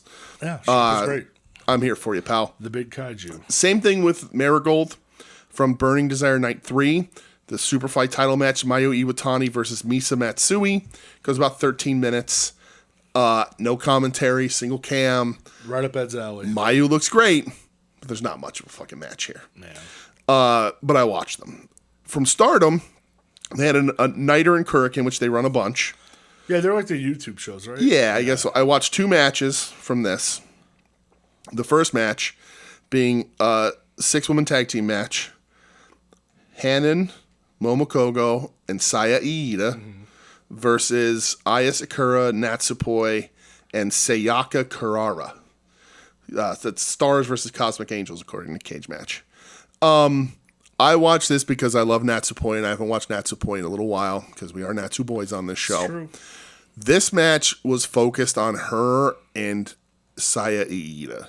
That's a good matchup. It is a great matchup, and I am here to claim that Saya Iida is Jordan Grace done right.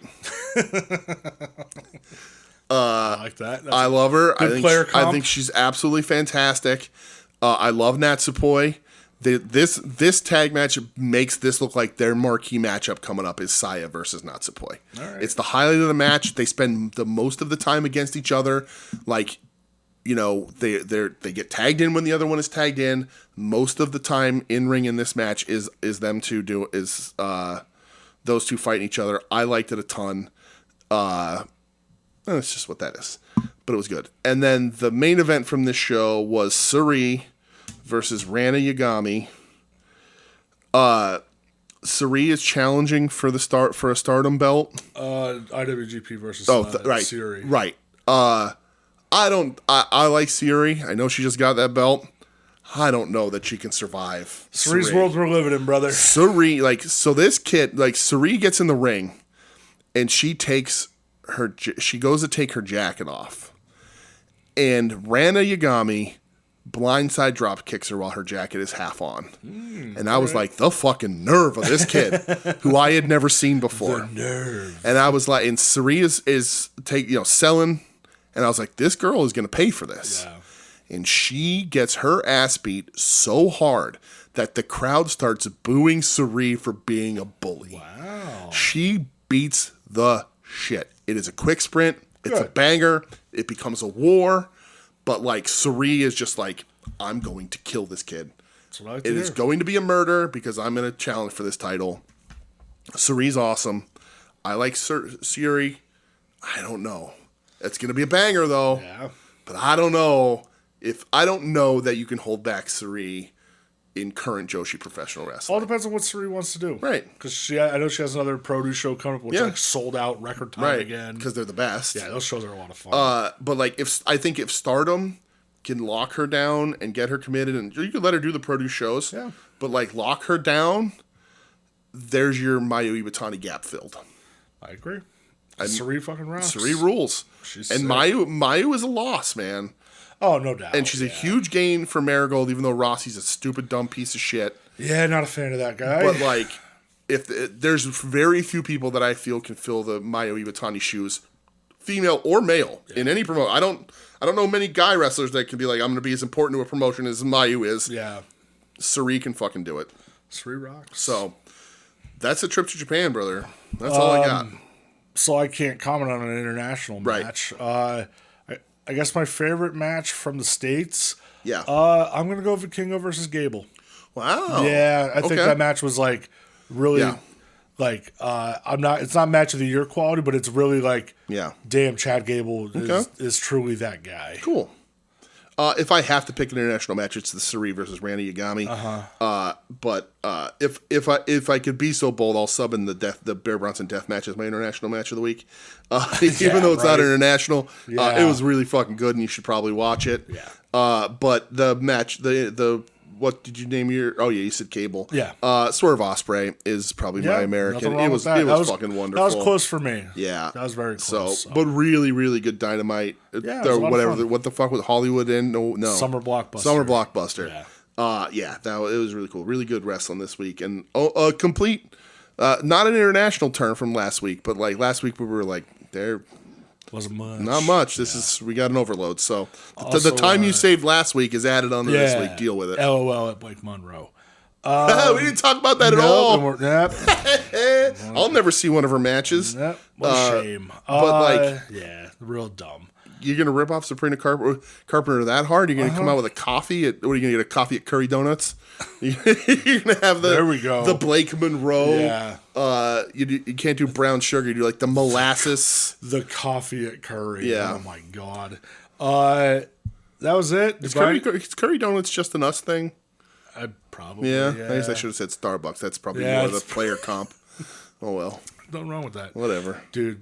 That delicious drink at Starbucks, that horchata espresso or whatever. I had another one over the weekend. Yeah. My God. Brother, I had this. We're the end of the show, but I'm going to say this. I went to Dunkin' yesterday before my Cairo because I had some time to waste, and they have the pistachio latte now. Yeah, good shit. It's the espresso with the pistachio, and the top is whipped cream with caramel drizzle. Oh, that's too much. With waffle cone crumble pieces on top. Fuck, I'm getting Dunkin' tomorrow. All right. So it's a latte, so it's got the espresso in it. So I was up till 3 a.m. last night. I'm sure you were. I drank it at 4 p.m, and I was sitting on the couch at 2:30 going, "Die!" Looked like Parker Bordeaux. Yeah. Thankfully, I had done some cooking for myself this week, so I was able to calm myself down. Good, you had some tasty treats. Tasty treats. Good. But did you buy anything? Did I buy anything? I bought some comics. Yeah. Did you buy anything else? I don't think so. I didn't buy anything. No. Classical Seg. Didn't buy a thing. I do. I mean, I bought something for your birthday. Oh Jesus Christ! What are we doing? Getting a jump on that one. You son of But no. Yeah, I didn't buy anything. All right. Good. Let's get out of here then. All right. You're satisfied? You're happy with this? You're going to have to get out of here. I know. Well, that's true. I got to get out of here. I got to go home. And yeah. Yeah. I'll stop for a slushie. What in town? Thanks for listening, everybody. This has been We Need Wrestling. You can find us online at WeNeedWrestling.com. You can email the show at WeNeedWrestling@gmail.com. Social media, we're at We Need Wrestling. Twitter, Facebook, Bluesky, Instagram, YouTube, all those shenanigans. We're everywhere. We're everywhere. We're a proud member of the soon-to-be-named network at STBN Network on social media, soon-to-be-named network.tumblr.com. We mentioned all the other shows here. At Odds with Wrestling, Longbox Heroes After Dark, Final Wrestling Place with Tim and Marcus, our other show, Sentai Sleaze Ranger with Ed. Ed, I'm sorry I said you were the asshole earlier. I'm going to stand by it. I'm just sorry I said it. I'm sorry I said it doesn't change my opinion. Yeah, I just, I don't want to... I love you, Ed. I don't want to, make you feel bad about yourself. But, yeah, so check out all those shows. Puzzle Warriors 3, Wings on Wings. A lot of us had the hot sauce. I had the hot sauce again this weekend. I fucking loved it. It's still real good. I'm afraid to crack my bottle. I haven't cracked it yet. No, I got more at the house. It scares me. It's brutal. Yeah. I did a little bit. We did it on tacos. And it's real tasty. But I was like, oh shit. Yeah, it's rough. But is that everything? I guess so. I think so. We'll be back next week. Yeah. Who knows? Maybe Japan will wake up a little bit. Enjoy your Friday the 13th. Yeah, and your Saturday the 14th. Go watch part 3. Okay. Or part 6. Yeah, whatever. Part 4. Part 4 is good too. All of them are good. I like part 5. I'm one of those people. The originals. The original might be my least favorite. Yeah, the more I think about it. I like this. No. Goes to hell. Goes to hell. I didn't even consider that as... Goes to hell could go to hell. I didn't even consider that as a movie. Piece of shit. Yeah. Get that out of Jason here. X, though. Oh. Number 1, baby. What a bet. All time. You're listening to the soon-to-be-named network, the Lamborghini of podcast networks. Knock it off, nerds!